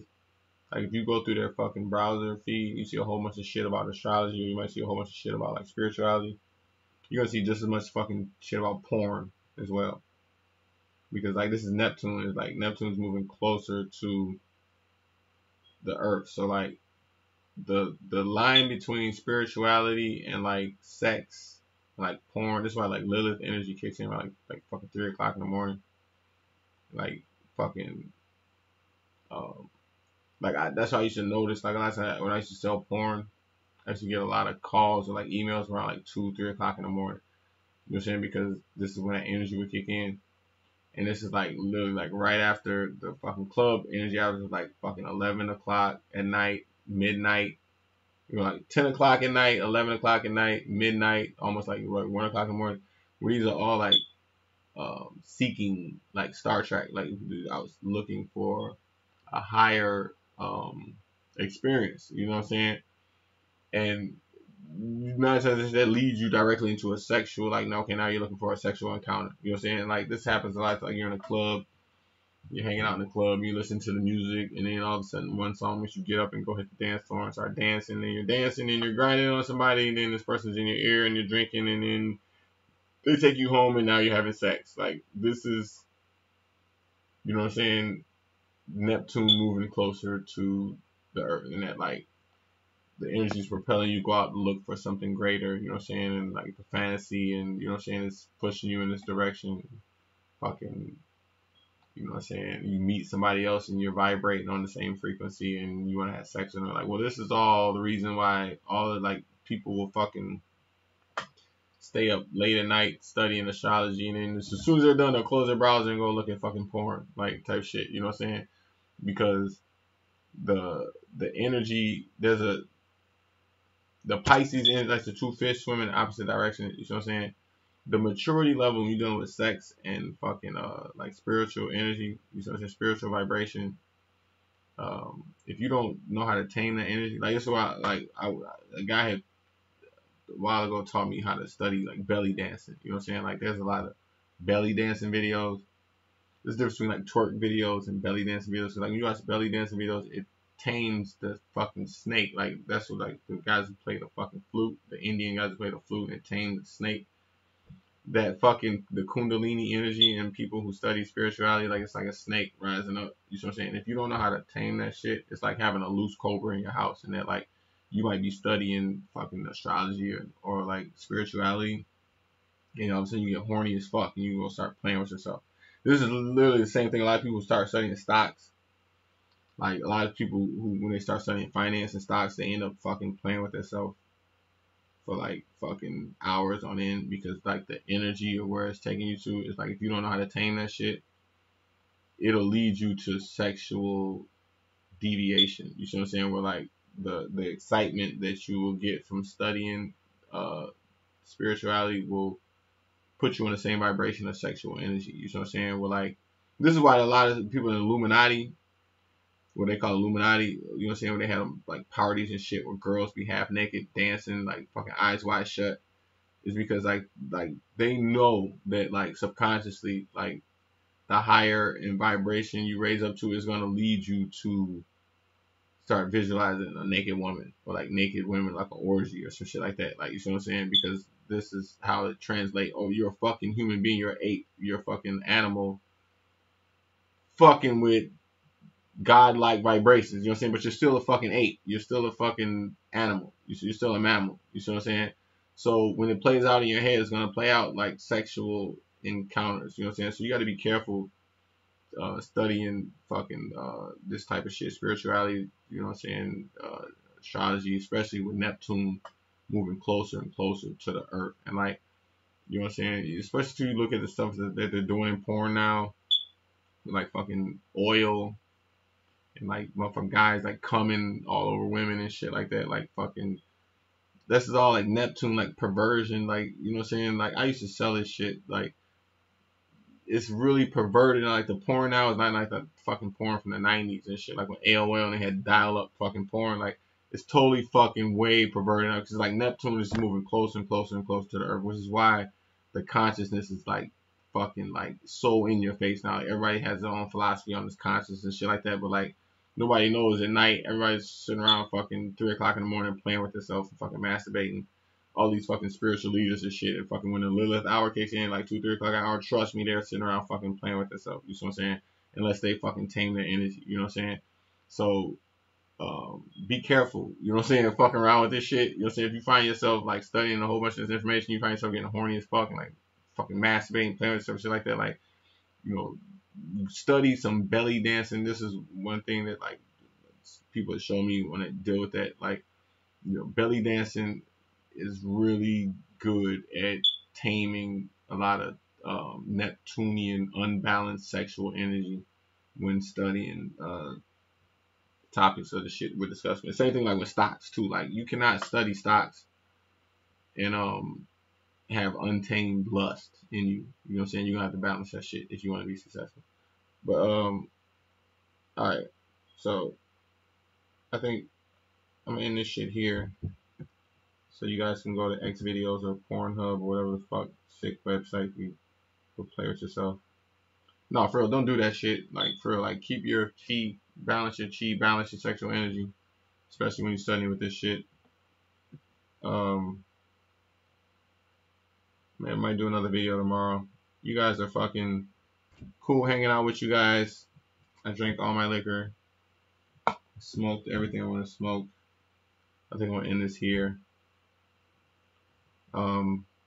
Hopefully we'll hang out tomorrow. Peace.